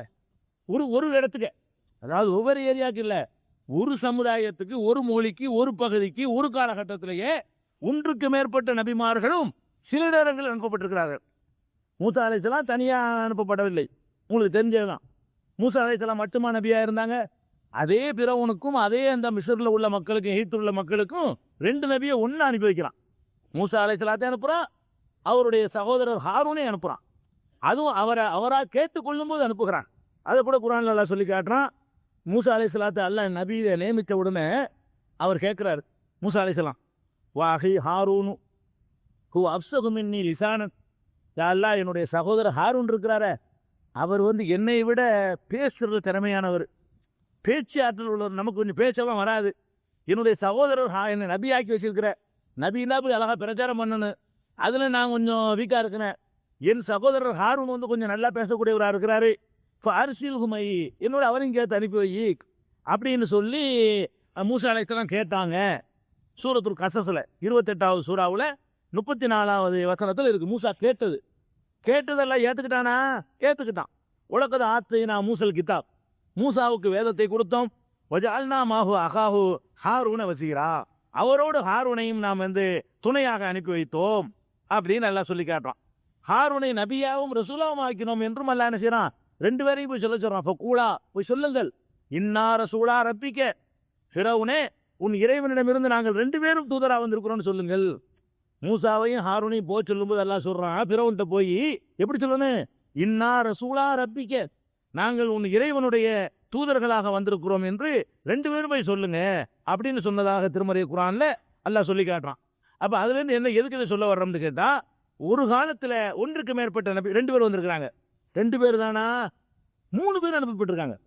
ஒரே ஒரு சமுதாயத்துக்கு 2 பேரை அனுப்பி அது பத்தலைன்ற உடனே 3 பேரை அனுப்பிடுறாங்க. அவங்க போட்டி இல்லாமல் அந்த வேலையை செஞ்சுருக்காங்க. அது உங்களுக்கு தெரிஞ்ச சூரா யாசின் சூறாவில் 36வது சூறாவில் 14வது வசனம், 13-14வது வசனம், உலரிபுலகும் மசலன் அசஹாபல் கரியா, அந்த ஒரு ஊர்வாசிகளை பற்றி அவர்களுக்கு எடுத்து சொல்கிறாங்க. இது ஜாஅல் முர்சலூன், அவர்களுக்கு பல தூதர்கள் வந்தார்கள். முர்சலூன்னா பல தூதர்கள், பன்மையா அல்லாஹ் சொல்றான், பல தூதர்கள் வந்தார்கள். பல தூதர்கள்னா ஒன்றன் பின் ஒன்றாக வந்திருப்பாங்க நினைச்சுக்கிற கூடாதுல, அதை எல்லாம் சொல்லி காட்டுறான். இது அரசல்னா இலைஹி முதுனைனி, 2 பேரை முதலில் நாம் அனுப்பினோம். முதல்ல என்ன செஞ்சு அனுப்பும் போதையே 2 பேரை அனுப்புறோம் அந்த மக்களுக்கு. இப்போ கருத போகுமா, 2 பேரையும் நம்ம மறுத்துப்பட்டாங்க. இப்போ அஸ்ஸஸ்னாபி தாலிசின், 3வது ஒரு ஆளை கொண்டு பலப்படுத்தினோம். 2 பேரை ஒன்றா அனுப்பி வைக்கும் போது ஏற்றுக்கிற மாட்டேன்னாங்க. உடனே 3வது ஆளை போட்டு நீனு போய் ரசூலா இருந்துக்க என்று அனுப்பினோம். இப்படின்னு சொல்லி காலு இன்னா இலைக்கும் ஒரு சொல்லும், 3 பேர் போய் சொன்னார்கள், நாங்கள் உங்களுக்கு தூதராக வந்திருக்கிறோம். அல்லாஹ்வுடைய தூதர் அனுப்பப்பட்டிருக்கோம்னு சொன்னாங்கன்னு அல்லாஹ் சொல்லி காட்டுறான். அப்போ ஒரே ஒரு கட்டத்திலேயே 3 தூதர், ஒரே ஒரு கட்டத்திலே 2 தூதர். இது ஒரே சமுதாயத்துக்கு. ஒரு காலகட்டத்தில் அங்கிட்டு இங்கிட்டு வாழ்ந்து அது நிறைய இருக்குது. இதெல்லாம் யாரு சொன்னா 2 பேருடைய எல்லை ஒன்று, 2 பேர் சந்திக்கிற மக்கள் ஒன்று, 2 பேரும் கொடுத்த வேதம் ஒன்று, 3 பேருக்கு சேர்த்து ஒரு வேதம் தான். 3 பேர் ஆளுக்கு ஒரு வேதத்தை வச்சுட்டு ஆளுக்கு ஒரு பக்கம் ஆள் பிடிக்க முடியாது. 3 பேருமே ஒரே வேதத்தை வச்சிருப்பாங்க, 2 பேருமே ஒரே வேதத்தை வச்சிருப்பாங்க, ஒரே மக்களை பார்ப்பாங்க, ஒரே பிரச்சாரம் மேற்கொள்வாங்க. அந்த மாதிரியாகவும் அல்லாஹ் ரப்புல் ஆலமீன் தூதர்களை சில நேரங்களில் அனுப்பியிருக்கிறான். பெரும்பாலும் ஒரு ஆளை கொண்டு போதுமாக்கித்தான். சில நேரங்களில் அந்த மாதிரியும் அல்லாஹ் அனுப்பியிருக்கிறான் என்பதை என்ன செய்யணும், நம்பணும். அடுத்தது இப்படி அனுப்பப்பட்டதில் முஹம்மது ஸல்லல்லாஹு அலைஹி வஸல்லம் அவர்களை வித்தியாசமான முறையில் அவர்களை உலக தூதரால் அனுப்பியிருக்கான். கடைசியை நம்ம நம்ப வேண்டியது என்ன, முஹம்மது ஸல்லல்லாஹு அலைஹி வஸல்லத்தை ஆதம் அலைஹிஸ்ஸலாத்திலிருந்து நிறைய தூதர் அனுப்புகிறான். முஹம்மது ஸல்லல்லாஹு அலைஹி வஸல்லம் கடைசி. நம்ம பாட்டுக்கு ரசூலை நம்ப சொல்லிட்டான், பரக்கத்தை திறந்து வச்சுட்டான் பேல இருக்குது, யார் வேண்டாலும் ஆகலாம் முடியாது. ரசூல் ஸல்லல்லாஹு அலைஹி வஸல்லம் முஹம்மது ஸல்லல்லாஹு அலைஹி வஸல்லம் அவர்களை கடைசி தூதர் என்று அவர்கள் அல்லாஹ் முத்திரை வச்சு அனுப்பிடுறான். அவங்களுக்கு பிந்தி நபியே கிடையாது, அவங்களுக்கு பின்னாடி தூதரை வரப்போகிறது கிடையாது என்று அல்லாஹ் சொல்லிட்டான். அது எப்படி அல்லாஹ் சொல்லி காட்டுறான்னு கேட்டால், குல் நபியை நீங்கள் சொல்லுங்கள், நபியை சொல்கிறான். யா ஐயுஹன் நாஸ், கூப்பிடுறதே மனிதர்களே, யாரை கூப்பிடலை. யா ஐயுஹன் நாஸ்ன்னு ஆரம்பமே யா அகல மக்கா, மக்கா வாசிகளே, அல்லது ஈசா நபி கூப்பிட்டாங்களே யா பனி இஸ்ராயில், இஸ்ராயில் மக்களே அப்படி கூப்பிடல. அல்லது யா மாஷிர குரைஷ், குரைஷ் கூட்டமே உங்களுக்கு ரசூலுல்லாஹ் வந்திருக்குன்னு அல்லாஹ் சொல்லலை. அல்லாஹ் எப்படி சொல்கிறான், ஆரம்பமே யா ஐயுஹன் நாஸ், மக்களே, இன்னி ரசூலுல்லாஹி இலைக்கும், நான் உங்களுக்கு அல்லாஹ்வின் தூதராக இருக்கிறேன். அப்படி சொன்னாலும் விளங்கி போச்சு. ஜமீஅன், அவ்வளோ பேருக்குங்கிறான்ல. அது சொன்ன எல்லாம் அடங்கி போயிட்டா கூட விடமாட்டேங்கிறான்ல. இருக்கு இந்த பின்னாடி நான் நபி நான் ரசூலுல்லாஹ்னு சொல்லிடுவானுங்களாம். அப்படிலாம் சொல்லக்கூடாதுங்கிறதுக்காக வேண்டி ஆப்பு வைக்கிற மாதிரி எல்லாம் என்ன செய்யறான், நான் உங்களுக்கு தூதராக வந்திருக்கிறேன், உங்களுக்கு தான் அவ்வளோ பேருக்கும். ஒரு கூட்டத்துக்கு கூட வேற தூதர் வரமாட்டாங்க. இனிமேல் முடிச்சு வச்சு ஒருத்தர் பாக்கி கிடையாது என்று அவ்வளோ கடுமையான வாசகத்தை போட்டு அல்லாஹ் சொல்கிறான், உங்கள் அனைவருக்கும் நான் அல்லாஹ்வுடைய தூதராக வந்திருக்கிறேன். எல்லாருக்கும் அவங்க தான் தூதர், தெளிவாக சொல்கிறான். ஆனால் அதுலேயும் நீங்கள் விளங்கிக்கிறணும். இது சூரத்துல் ஆராஃபில் 7வது சூறாவில் 158வது வசனத்தில் இருக்குது. இதில் ஒரு விஷயத்தை நீங்கள் விளங்கி கொள்ளணும். உலகத்துக்கெல்லாம் ரசூலுல்லாஹ் தூதராக வந்தாங்களே, இது எடுப்பில் வரல. முஹம்மது ஸல்லல்லாஹு அலைஹி வஸல்லம் 40வது வயசில் நபியாக நியமிக்கப்பட்டாங்களே, அப்போ உலகத்துக்கு தூதராக வரல. அப்போ அவர்களுடைய எல்லை என்ன, ஒரு எல்லையும் இல்லை. அவர்களுக்கு எல்லை என்னன்னு கேட்டால், ஒன்னளவுக்கு ஒழுங்காக நடங்கிறது மட்டும்தான். அவங்க அல்லாஹ்வுடைய தூதராக இருந்தாங்க. எந்த அளவுக்கு தூதராக இருந்தாங்க, ஒன்னையே திருத்திக்க, இக்ர, நீ ஓது, அவ்வளோதான். பிஸ்மி ரப்பிக்கல் லதி ஹலக், உன் இறைவன் படைத்த இறைவனுடைய பெயராக ஓதுன்னு சொல்லி நீ ஒழுங்காக நடந்து கொள். இதுதான் அவங்களுக்கு முதல்ல கொடுக்கப்பட்ட கட்டளை. பிரச்சாரம் பண்ணு அல்லாஹ் சொல்லவே இல்லை. யாருக்காவது போய் சொல்லுன்னு சொல்லலை. தெருவில் போய் மக்களுக்கு நான் தூதர்னு டிக்ளேர் பண்ணுன்னு சொல்லலை. முதல்ல அல்லாஹ் என்ன சொன்னா, நீ ஓது. சூரத்துல் அலக் ஃபர்ஸ்ட் ஆரம்பத்தில் அதான் வருது. கொஞ்ச நாள் அப்படி இருக்குது, யாருக்கும் பிரச்சாரம்லாம் பண்ணலை. அதுக்கப்புறம் என்ன செய்யறான் அல்லாஹ், அன்சீர் அஷீரத்தக்கல் அக்ரபீன், கொஞ்ச காலம் வரைக்கும் அவர்களை இறைவனை பற்றி நினைத்து இறை நம்பிக்கையை வலுப்படுத்தி கொண்டு அவர்கள் இறைவன் சொன்ன மாதிரி வணங்கி தன்னை சரியாக நடத்தி கொண்டிருக்கிற கொஞ்சம் காலத்துக்கு பிறகு அவங்களுக்கு உத்தரவு போடுறான், நீ சொந்தக்காரங்களுக்கு, நெருங்கிய சொந்தக்காரங்களுக்கு எச்சரிக்கை செய்யி, வேற ஆளுக்கு நீ சொல்லக்கூடாது. அப்போ யாருக்கு மட்டும்தான் நபி, சொந்தக்காரங்களுக்கு மட்டும்தான் நபி. அன்சீர் அஷீரத்தக்கல் அக்ரபீன், நெருங்கிய உறவினருக்கு நீ எச்சரிக்கை செய்வாயாகன்னு சொல்லி அந்த எல்லையை கொஞ்சம் பெருசாக்குறான். அவங்களுக்கு மட்டுமா இருந்ததை சொந்தக்காரங்களுக்கு மட்டுமா ஆக்குறான். அதுக்கப்புறம் எல்லாம் என்ன செய்யறான்னு கேட்டால், லி துன்சிரபிஹி உம்முல் குரா உமன் ஹவுலஹா.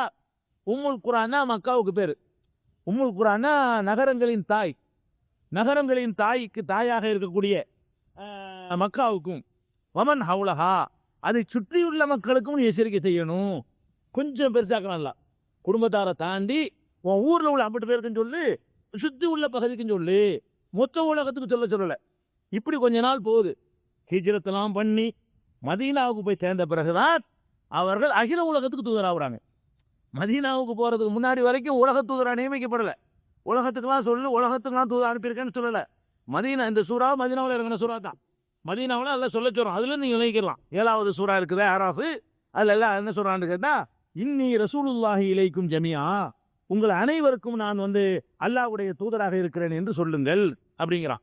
இன்னொரு இடத்துல சொல்லி காட்டுறான் அல்லாஹ், மாக்கான முகமது அபா அஹதின் ரிஜாலிக்கும், முகமது உங்களுடைய எந்த ஆண்களுக்கும் தந்தையாக இல்லை, வலாக்கி ரசூல் அல்லாஹ், அல்லாஹ்வுடைய தூதராக இருக்கிறார்கள், வஹாத்தமன் நபியீன், நபிமார்களுடைய முத்திரையாகவும் இருக்கிறார்கள் அப்படின்னு சொல்லி ரசூல் ஸல்லல்லாஹு அலைஹி வஸல்லத்தை அல்லாஹ் சொல்லி காட்டுறான். நபிமார்களுக்கு முத்திரை.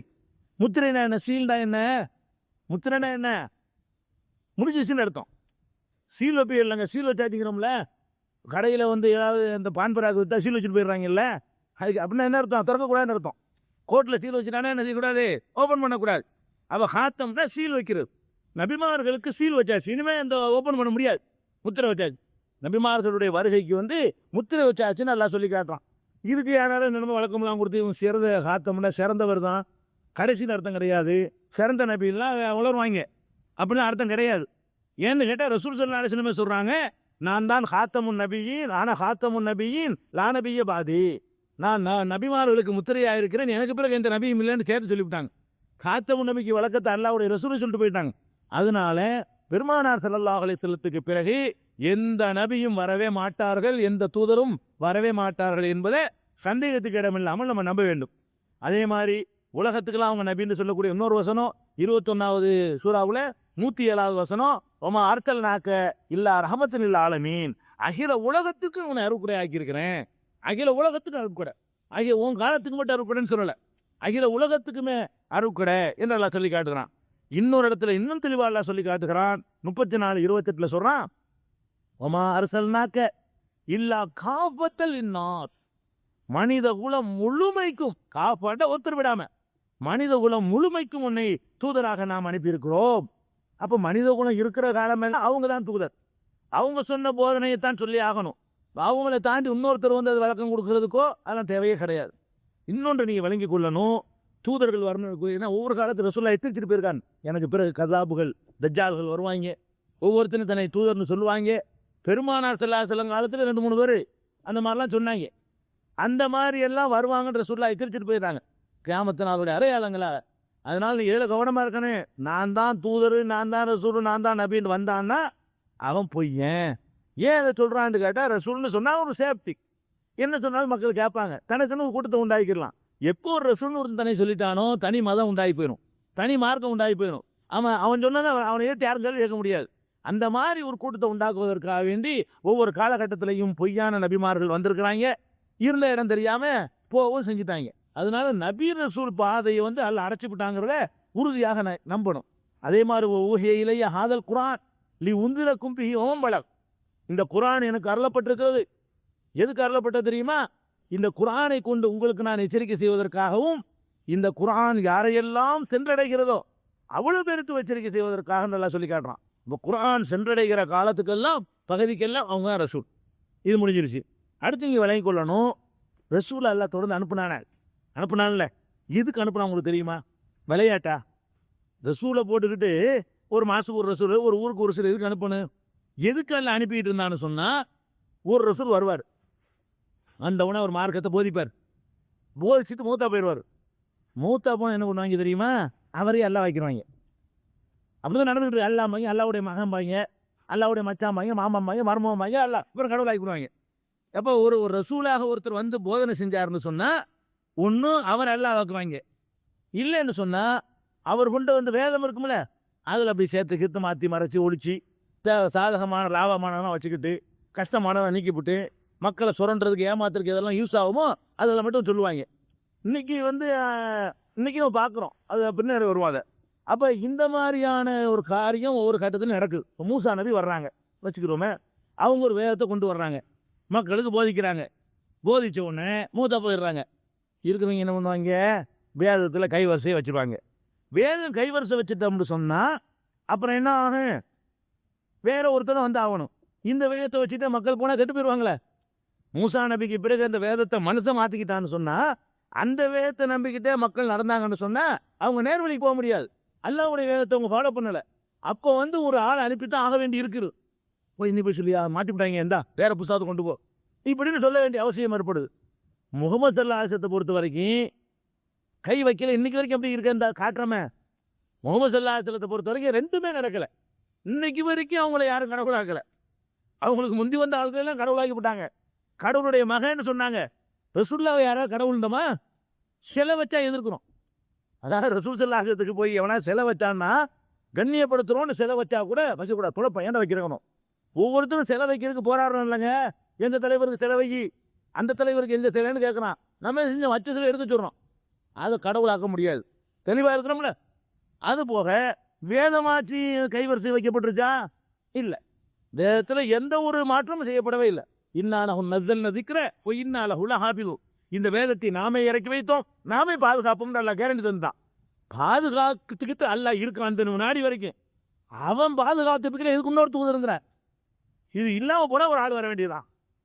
அல்லாஹ்வுடைய இந்த குரான் இல்லாமல் போச்சுன்னு சொன்னா, ஆளுக்கு ஒரு குரானா போச்சுன்னு சொன்னா, இருக்கிற இஷ்டத்துக்கு அவன் மாற்றி விட்டான்னு சொன்னா மக்கள் வழி கேட்டு போயிடுவாங்க. ரசூல் வந்து என்ன செய்ய போறாரு? குரான் வேதத்தில் தரப்போறாரு. அதான் இந்த இருக்குல்ல. ரசூல் வந்து என்ன செய்வாரோ அவன் இப்போ இருக்கலைங்க. அல்ல பாதுகாத்து வச்சிருக்கிறான்ல. அப்போ அல்ல அந்த வேதம் அன்னைக்கு வந்த மாதிரி இன்னைக்கு நம்மள்ட்ட இருக்கும் பொழுது, அவங்களுடைய போதனை விளக்க உரைகளும் இன்னைக்கு பாதுகாக்கப்பட்டு நம்மள்ட்ட இருக்கும் பொழுது, தூதர் வர வேண்டிய தேவையே கிடையாது. அவன் தூதர் இவன் தூதர்னு போனீங்க, இந்த முகமது ஸல்லல்லாஹு அலைஹி வஸல்லம் அவர்களுடைய மார்க்கத்தை விட்டு வெளியே போயிருவீங்க. அதில் கவனமாக இருக்கணும். வேற மார்க்கமாக தான் இருக்கும். இந்த மாதிரி அயோக்கியனெல்லாம் தூதர் வசம் போட்டு வருவாங்க.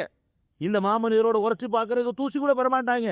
பாதுகாப்பான நம்மளை காப்பாற்றி கொள்ளக்கூடிய ஒரே வழி முகமது ஸல்லல்லாஹு அலைஹி வஸல்லம் தாண்டி அந்த இடத்துல யாரும் வைக்கக்கூடாது. அல்லாஹ் சீல் வச்சு தான் அதை உறுதியாக நம்பணும். அதுக்கு அடுத்தது இன்னொன்றை நீங்கள் நம்ப வேண்டும். என்ன நம்பணும்?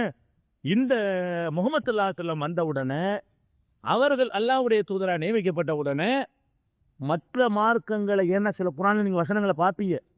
பார்த்தா தௌராத்தை அல்லாஹ் பாராட்டி சொல்லுவான், இஞ்சியில பாராட்டி சொல்லுவான், அதெல்லாம் அல்லாஹ்வுடைய வேதம் தாண்டி சொல்லுவான். நீங்கள் இதெல்லாம் பார்த்துவிட்டு இதை வேண்டாலும் பின்பற்றலாம், அதை வேண்டாலும் பின்பற்றலாம், அது வேண்டாம் எல்லாம் இல்லை அப்படின்ற மாதிரி ஒரு எண்ணம் உங்களுக்கு வரும். அப்படி ஒரு எண்ணத்தில் பேர் ஊட்டுவாங்க. அது மாதிரி எல்லாம் நம்மளை குழப்பறதுக்கு முயற்சி பண்ணுவாங்க.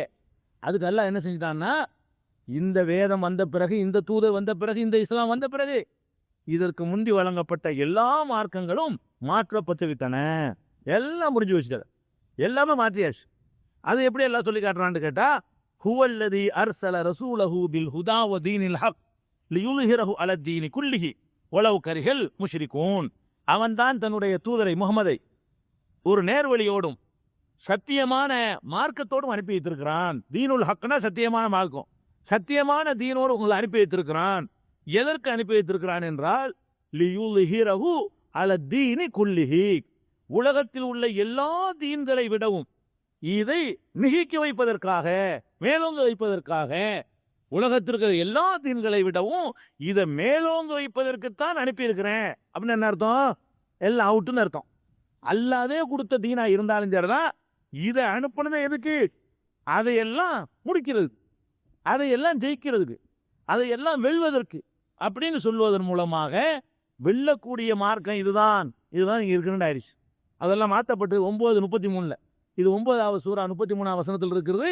அவன்தான் தூதரை அனுப்பியிருக்கிறான்.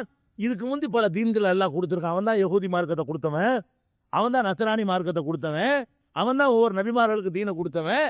இந்த தூதரை அனுப்பி எல்லா தீனின் அல தீனி மட்டும் சொல்லல, அல தீனி குள்ளி, எல்லா தீன்களும், எந்தெந்த தீன்கள் மார்க்கங்கள் உலகத்தில் இருக்குதோ எல்லாத்தையும் இது ஜெயிக்க வேண்டும், இது மேலே வர வேண்டும், இது உச்சத்துக்கு போக வேண்டும் என்பதற்கு நான் தந்திருக்கிறேன். அதனால உச்சத்துக்கு போகணும்னு தந்து உச்சத்தில் ஒன்று வைங்க. இது வந்த பிறகு நீங்க எந்த வேதத்தையும் பின்பற்ற முடியாது. மூசா நபி பின்பற்றக்கூடாது. மூசா நபி சொன்னார்ந்த ஒரு செய்தி உங்களுக்கு கிடைக்குது, அது ஆதாரப்பூர்வமாகவே இருக்குதுங்களே, நீங்க பின்பற்ற முடியாது. ஈசா நபி அப்படி சொன்னார்னு ஒரு செய்தி கிடைக்குது. ஈசா நபி சொல்லியிருக்கலாம், அவர் யாருக்கு சொல்ல சொன்னார்? அவருக்கு தான் அது. ஈசா நபி உலகத்துக்கெல்லாம் அல்ல சொல்ல சொன்னா, ஈசா நபி சொன்னார் என்ற ஒரு செய்தி நமக்கு கிடைச்சா கூட, ஈசா நபி யாருக்கு சொல்ல சொன்னாலும் அவருக்கு அது செய்தி, நமக்கு இல்லை. அவர் பனி இஸ்ராயலுக்கு சொல்லியிருப்பாரு, முடிஞ்சு வச்சுக்காத, அப்படிதான் எடுத்துக்கொள்ள வேண்டும். அதனால முகமது ஸல்லல்லாஹு அலைஹி வஸல்லத்துக்கு பிறகு எந்த ஒரு நபியுடைய போதனையாக இருந்தாலும் சரி, அதை அல்லாஹ்வோ ரசூலோ அங்கீகரித்து திருத்தி ரிப்பீட் பண்ணாங்கன்னா நம்ம ஏற்றுக்கலாம். அப்படி இல்லைங்கிற பட்சத்தில் எல்லாம் மாற்றப்பட்டு போச்சு. இதே கருத்தை 61:9 எல்லாம் சொல்கிறான். இதே வாசகம் சேம் அப்படியே. அவன் தான் தன்னுடைய மார்க்கத்தை மேலோங்க செய்வதற்காக தந்திருக்கிறேன்னு 61:9 இருக்கிறது. அதனால இதை கவனத்தில் வைத்துக்கொள்ள வேண்டும். அடுத்து வைத்துக்கொள்ள வேண்டிய என்னன்னு கேட்டால், நம்ம வேதத்தை நம்பிட்டோம், தூதரை நம்பிட்டோம். தூதரை நம்புறதுல இன்னொரு பெரிய முக்கியமான அம்சம் இருக்குது. அது இந்த காலத்துல நம்ம தேவையான ஒரு அம்சம். என்ன அம்சம்னு கேட்டால், தூதரை நம்புறோம்னு சொல்லிக்கிட்டு ஒரு குரூப் என்ன பண்ணுறாங்க, இப்போ குர்ஆன் மட்டும் போதும், ஹதீஸ்லாம் ரசூல்லா சொன்னதை ஏற்றுக்கிற வேண்டியதில்லை, ரசூல்லா பின்பற்ற வேண்டியதில்லை இப்படின்னு சொல்லி ஒரு வாதத்தை வைக்கிறாங்க. அப்போ எதுக்குடா ரசூல் வந்தார்? இப்போ ரசூல் வேதத்தை தரத்துன்னு வந்தார். ரசூல் எதுக்கு வந்தார்? வேதத்தை கொண்டாந்து தர்றது தான் ரசூல் வந்தாராம். தந்தோடு முடிஞ்சு போச்சு ஒரு வேலை. அதுக்கப்புறம் அந்த வேதத்தை வச்சு தான் என்ன செய்யணும், எல்லா வாழ்க்கையும் அமைச்சிக்கணுமே தவிர எதை எடுக்கக்கூடாது, ரசூல்லாவுடைய விளக்கம் ஹதீஸுகளாக இருக்கக்கூடாது என்று ஒரு வாதத்தை வைத்து குழப்பக்கூடியவர்கள் உண்டாயிருக்கிறாங்க. இவங்க வாதம் குர்ஆனுக்கு எதிரானது. முதல்ல இது தப்பு. குர்ஆன்லேயே அப்படி இல்லை. இவங்க சொல்கிற மாதிரியான வாதம் இங்கே இல்லை, குர்ஆன்லேயே கிடையாது. குர்ஆனில் என்ன இருக்குது, இதுக்கு தனியாக பல உங்களுக்கு கேசட்டுகளும் அதெல்லாம் போட்டிருக்கிறோம். தொடர்ந்து அல்முபீனில் வந்து அல் குர்ஆனும் ஆதாரப்பூர்வ நபிமொழிகளும்னு சொல்லி தொடர்ந்து ஒரு ஆர்டிக்கல் இது ஒரு கிட்டத்தட்ட ஒரு 20-15 தொடர் வந்திருக்குது. அதில் என்னென்ன புரட்டுவாதங்கள்லாம் பண்ணுறார்கள் என்பதெல்லாம் நம்ம தெளிவுபடுத்திருக்கிறோம். ஒற்றுமையில் இது தொடர்பான ஒரு கட்டுரைப்பு திருக்குர்ஆன் விளக்கம்ங்கிற பேரில் வந்து கொண்டிருக்கிறது. இருந்தாலும் இதில் சுருக்கமாக சில வசனங்கள் உங்களுக்கு சொல்லி காட்டுகிறேன். அல்லாஹ் சொல்கிறான், 53:4 சொல்கிறான், மா என்திகு அனில் ஹவா, முஹம்மது ஸல்லல்லாஹு அலைஹி வஸல்லம் அவர்கள் மன இச்சைப்படி பேச மாட்டார். இன் ஹுவ இல்லா வஹீ யூஹா, அவர் பேசுவதெல்லாம் அல்லாஹ்வுடைய வஹீயை தவிர வேறு இல்லை அப்படிங்கிறான். குர்ஆன் மட்டும் அல்லாஹ்ட்ட வந்தது இல்லை, அவர் பேசுகிறார்ல அதெல்லாம் வஹீ தான். அவர் அதுக்குன்னு எல்லாம் செலக்ட் பண்ணி அவர் இதயத்தில் போட்டு அதைத்தான் அவர் பேசுகிறாரு, சுயமாக பேசலை. சுயமாக அவர் பேசியிருந்தாரே ஆனால் இவர்கள் வாதம் சரி. அவர் சுயமாக பேச நம்ம எப்படி இருக்கிறேன்னு வரும். அல்லாஹ் என்ன சொல்கிறான், சுயமாக பேசலேன்டாமா, என்திகு அனில் ஹவா, சுயமாக அவர் பேசவில்லை. இன் ஹுவ இல்லா வஹீ யூஹா, அறிவிக்கப்படுகிற வஹீயை தவிர வேறு இல்லை. அப்போ அவங்க பேசணும்லாம் ஏற்றுக்கணும்னு இருக்குது. அதே மாதிரி அல்லாஹ் ரப்புல் ஆலமீன் என்ன செய்கிறான்னு கேட்டால் திருமறை குர்ஆனில், இது குர்ஆனில் உள்ளது தான், குர்ஆன்லேயே ரசூலுல்லாஹ் பின்பற்ற சொல்லியிருக்குது. அதே மாதிரி பெருமானார் ஸல்லல்லாஹு அலைஹி வஸல்லம் அவர்களுக்கு சொல்லும் பொழுது, ஒதுக்குரு நேமத்தல்லாஹி அலைக்கும், அல்லாஹ் உங்களுக்கு செய்திருக்கிற நேமத்தை நினைவு கூர்ந்து பாருங்கள். ஒமா அன்ஸல அலைக்கும் மினல் கிதாபி வல் ஹிக்மா, உங்களுக்கு அவன் இறக்கி இருக்கிற கிதாபையும் ஹிக்மத்தையும் நினைவு கூறுங்கள் அப்படின்னு அல்லாஹ் சொல்கிறான். கிதாபுன்னா வேதம், வேதம் மட்டும்தான் அல்லாஹ் தந்தான்னு சொன்னேன். அப்புறம் ஹிக்மத்துங்க, நல்லா வேதத்தையும் இறக்கியிருக்கிறேன், ஹிக்மத்தையும் இறக்கியிருக்கிறேன். அப்போ ஹிக்மத்தை இறக்கியிருக்கிறேன்னு சொன்னால் அது என்னது? வேதத்தை இறக்கியிருக்கிறோன்னா குர்ஆனு, இன்னொன்று இறக்குறேன்னு நல்லா சொல்கிறான், ஹிக்மத்தை இறக்கியிருக்கிறேன்டே, அது என்ன? அது அவங்க சொல்ல இயலாது. அது ஹிக்மத்துனா குர்ஆன் தான், குர்ஆன் கிதாபுன்னு இருக்குப்பா, அது குர்ஆன் தான். இப்போ ரெண்டு இருக்கும்போது ஒன்று சொல்லிட்டு எல்லாம் வேஸ்ட் பண்ணுவானாப்பா? அதாவது சோறும் கறியும் சாப்பிட்டேங்கிறான், இந்த அருக்கு சோறு கறிங்கடா, அது கறியும் தான், சோறுங்கடா அதுவும் சோறையும் தான், சோறையும் தான் கறியும் தான், அது எப்படி ஆகும்? ரெண்டு சொன்னால் ரெண்டு வரணும் இல்லைங்க. ரெண்டு வந்தால் என்ன செய்யணும், ரொட்டியும் குழம்பும் சாப்பிட்டேன்னா என்ன செய்யணும், ரெண்டு கொண்டாந்து காட்டணும். ரொட்டியை போட்டு வச்சுக்கிறான், எங்கடா குழம்பு, என்னடா குழம்பு, இதான் குழம்பு ரொட்டி. அப்போ ரொட்டின்றது அதுவும் இதான். இவனுக்கு கிறுக்கம்பியெல்லாம் இல்லையா? அப்போ அல்லாஹ் அந்த மாதிரி கிறுக்கனா பேசுவானா? அல்லாஹ் என்ன சொல்கிறான், கிதாபையும் இறக்கினேன், ஹிக்மத்தையும் இறக்கினேன். ஹிக்மத் ஞானம், அது இறக்குனேன்னு சொல்கிறான். அப்போ அல்லாஹ் ரப்புல் ஆலமீன் எல்லா நபிமார்களுக்கும் வேதத்தை கொடுப்பான். வேத விளக்கத்தை கொடுத்தான்னு வைங்க, விளக்கமாக கொடுத்தா 50 குர்ஆன் வேணும். அதுக்கு என்ன பண்ணிடுறான், அல்லாஹ் ஒரு ஆளை அனுப்பி செயல் வடிவம் கொடுத்து செயல் மூலமாக விளக்குவார், சொல் மூலமாக விளக்குவார். அந்த மாதிரி விளக்கத்திற்கு ஒரு பணியை சேர்த்து கொடுக்குறானே, அதுதான் ஹிக்மத். குர்ஆன் மட்டும் போதுங்கிறவங்கள்ட்ட ஹிக்மத் என்னன்னு எடுத்து கேளுங்க, சொல்லவே முடியாது. இது எங்கே இருக்குன்னு கேட்டால் 2:231 இருக்குது. அதே மாதிரி 4:113 இதே கருத்திற்கு வந்தல் அலைக்கல் கிதாபை உனக்கு அல்ல அருள் இருக்கிறான், உள் ஹிக்மத்தை அருள் இருக்கிறான். 4:113 33-34 இருக்குது. ஒதுக்குர்ணமா யுத்லாஃபி புயூத்தி குன்னமின் ஆயாத்தில்லா உல் ஹிக்மா, உங்கள் வீடுகளிலே ஓதி காட்டப்படுகின்ற அல்லாஹ்வின் வசனங்களையும் ஹிக்மத்தையும் நினைவு கூறுங்கள் அப்படின்னு நபி ஸல்லல்லாஹு அலைஹி வஸல்லம் அவருடைய மனைவியரை அழைத்து அல்லாஹ் சொல்லுகிறான் 33-34. அதே மாதிரி வந்து ஒவ்வொரு நபிக்கின கொடுத்தா 3:81 சொல்கிறான், ஓ இது அகதல்லாஹு மீசாக்க நபியின லமா ஆத்தைத்துக்கும் என் கிதாபின் ஹிக்மா, நபிமார்கள் அத்தனை பேருடையும் அல்லாஹ் சொன்னான், உங்களுக்கு நான் கிதாபையும் ஹிக்மத்தையும் தந்தால் ஒழுங்கா பண்ணுவீங்களா என்று அல்லாஹ் கேட்டானா. கிதாபை மட்டும் தந்தேன்னு சொல்லலை, கிதாபையும் தருவேன் ஹிக்மத்தையும் தருவேன். அப்போ கிதாபோட ஹிக்மத்தை தான் ஹதீஸுங்கிறோம். ஹிக்மத்துங்கிறது இருக்கு, குர்ஆனை மட்டும் அல்லாஹ் கொடுக்கல, கிதாப் மட்டும் ஹிக்மத்தையும் சேர்த்து கொடுத்து, அது ஹிக்மத் என்னன்னு கேளுங்க, சொல்லவே இயலாது. அதே மாதிரி அல்லாஹ் ரப்புல் ஆலமீன் சொல்லி காட்டுகிறான், இப்ராஹிம் அலைஹிஸ்ஸலாத்தை போய் சொல்லும் பொழுது, யஹ்சுதுன அன்னாஸ் அலா மா ஆத்தாஹுமுல்லாஹு மின் ஃபضலிஹி ஃபகத் ஆத்தைனா ஆல இப்ராஹிம் அல் கிதாப வல் ஹிக்மா, இப்ராஹிமுடைய குடும்பத்தினருக்கு கிதாபையும் கொடுத்தோம் ஹிக்மத்தையும் கொடுத்தோம்.